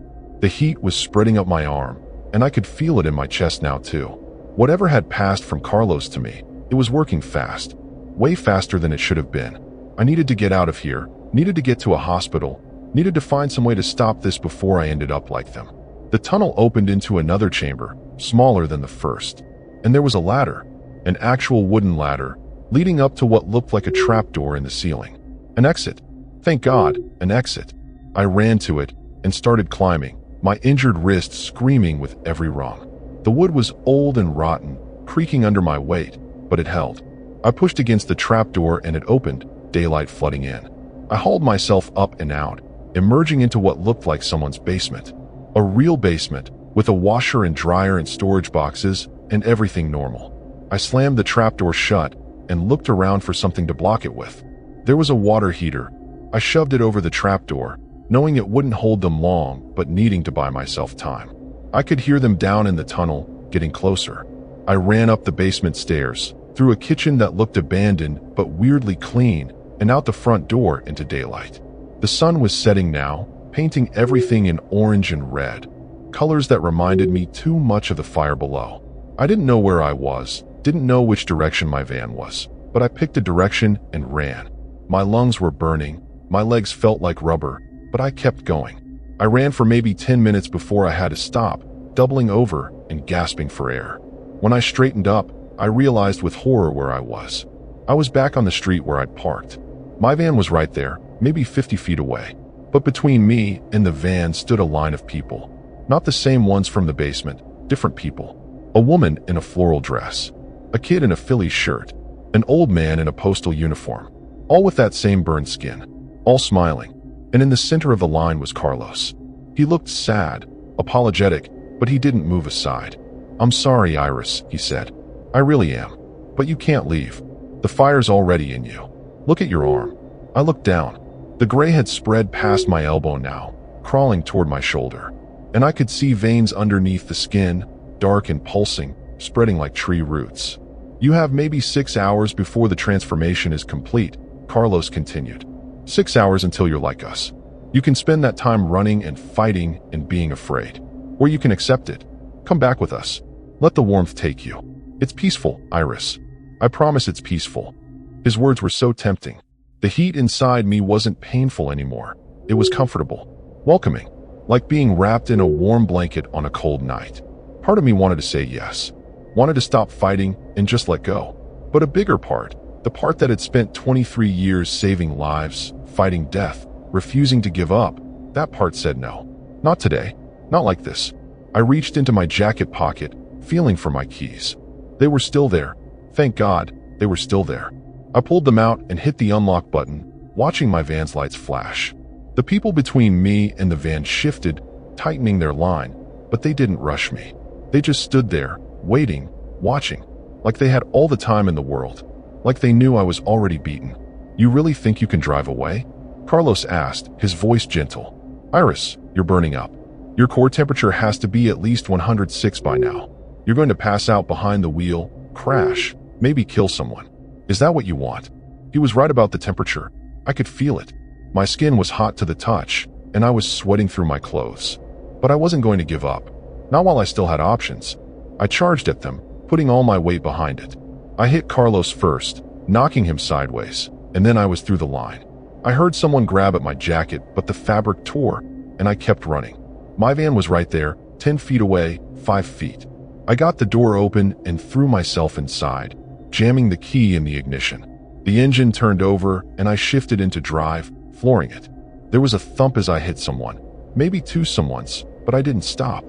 Couldn't stop. I drove down that destroyed street, weaving around rubble and potholes, heading for Route 61. In my rearview mirror, I could see them standing there. Not chasing, not angry, just watching me go with those horrible smiles on their faces. Like they knew something I didn't. I made it to Route 61 and turned east, pushing the van as fast as it would go on that damaged road. My hands were shaking on the wheel, both of them now, not just the burned one, and I could see gray spreading across my knuckles. The veins in my arms were dark, almost black, and I could feel the heat in my chest getting stronger. Carlos was right. I had maybe 6 hours, probably less. I needed help, needed a hospital, needed someone who could figure out what this was and how to stop it. I fumbled for my phone with one hand, trying to dial 911, but my hands were shaking too badly. The phone slipped from my grip and fell into the passenger footwell. I couldn't reach it without taking my eyes off the road, and I was already going too fast for these conditions. Ahead of me, I saw lights. A gas station. One of those old-style places that's also a convenience store and probably the only business for miles. I pulled in, nearly sideswiping a pickup truck, and stumbled out of my van. There was a clerk inside, a teenage kid with headphones on, looking bored behind the register. He glanced up when I came through the door, and his expression changed instantly to alarm. Holy shit, lady, are you okay? You look... He stopped, apparently unable to find words for how I looked. I caught my reflection in the security mirror behind the counter. My skin was gray, my eyes were bloodshot and wild, and smoke was rising from my clothes. I looked like I'd been in a house fire. I looked like I was dying. I need you to call 911, I said, my voice coming out raspy and weak. Tell them it's a medical emergency. Tell them I've been exposed to something in Centralia, and I need immediate transport to a trauma center.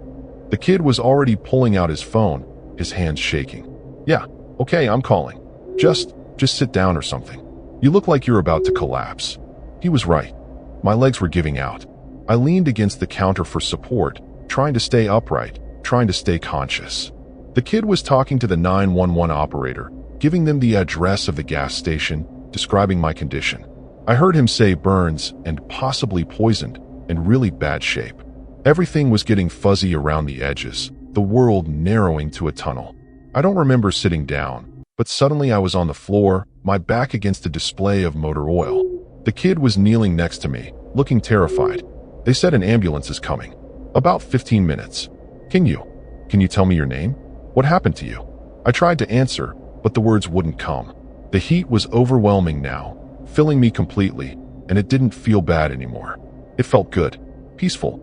Like Carlos had said, I could feel my consciousness slipping, being replaced by something else. Something warm and content and not at all afraid.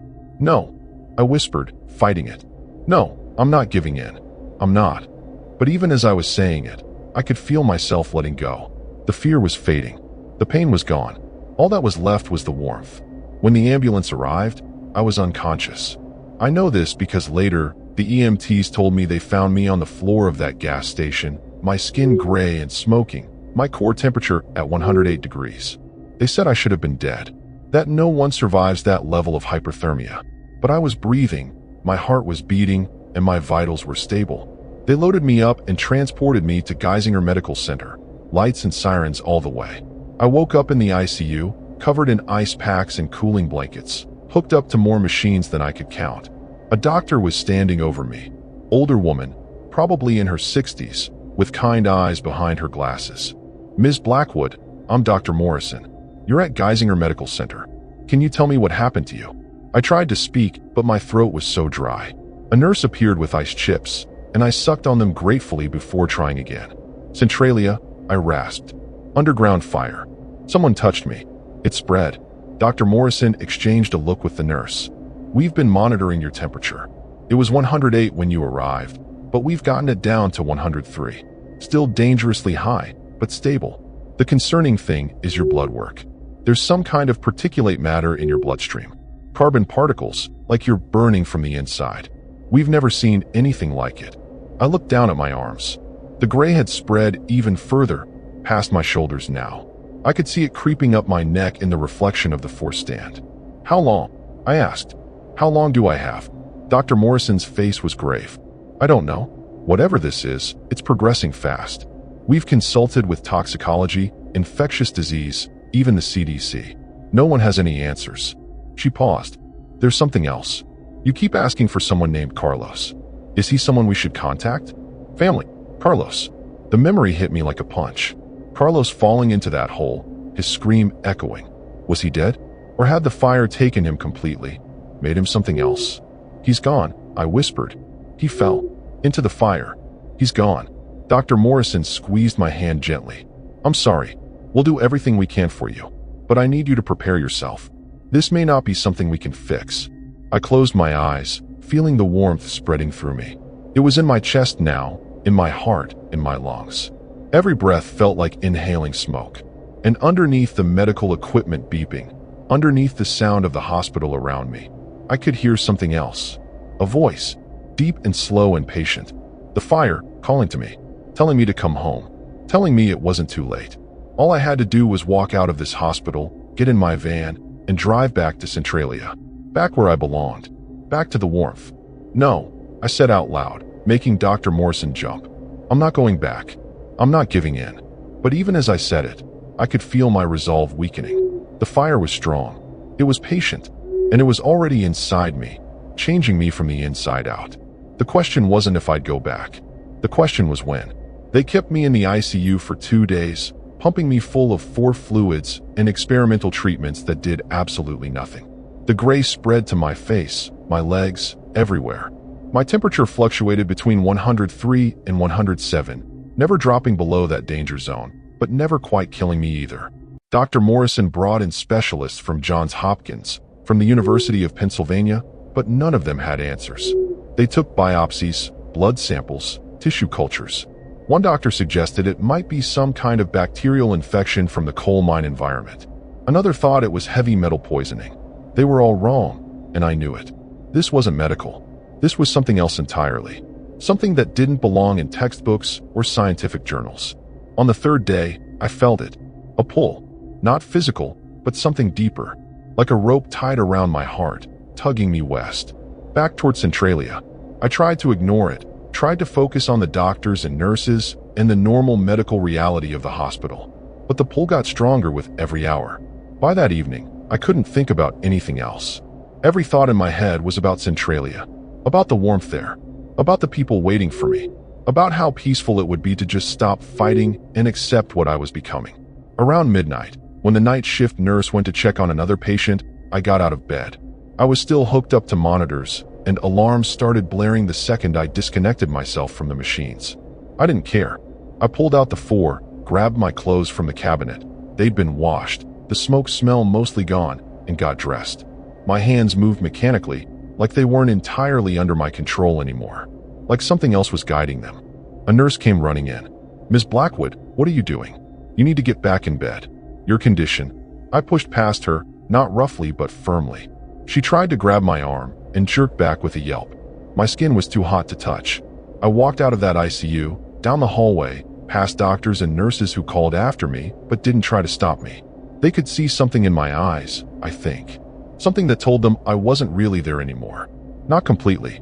I found the elevator, took it down to the ground floor, and walked out the main entrance into the cold October night. My van was in the visitor parking lot. They brought it here from the gas station. I still had my keys in my jacket pocket. I got in and started driving. West. Always west. Back to Route 61. Back to Centralia. The drive took about an hour, and I don't really remember most of it. I was there, but not there, aware of driving, but not making conscious decisions. The fire was driving for me, guiding my hands on the wheel, my foot on the gas. When I reached Centralia, the sun was just starting to rise, painting the steam vents gold and orange. I parked on South Locust Avenue, in the exact same spot I'd parked 3 days ago, and they were waiting for me. Carlos stood at the front of the group, looking healthier than he had in the basement. His skin was still gray, his eyes still red, but he was smiling. Really smiling, not that disturbing smile from before.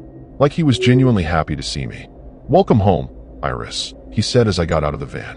"I knew you'd come back. Everyone does eventually." I wanted to argue, wanted to tell him I was still fighting, still me. But the words wouldn't come, because it would have been a lie. I wasn't fighting anymore. The warmth had filled me completely, pushed out everything else. All the fear, all the pain, all the resistance. What was left felt peaceful, content, like I'd finally found the place I was always meant to be. Carlos came forward and took my hand.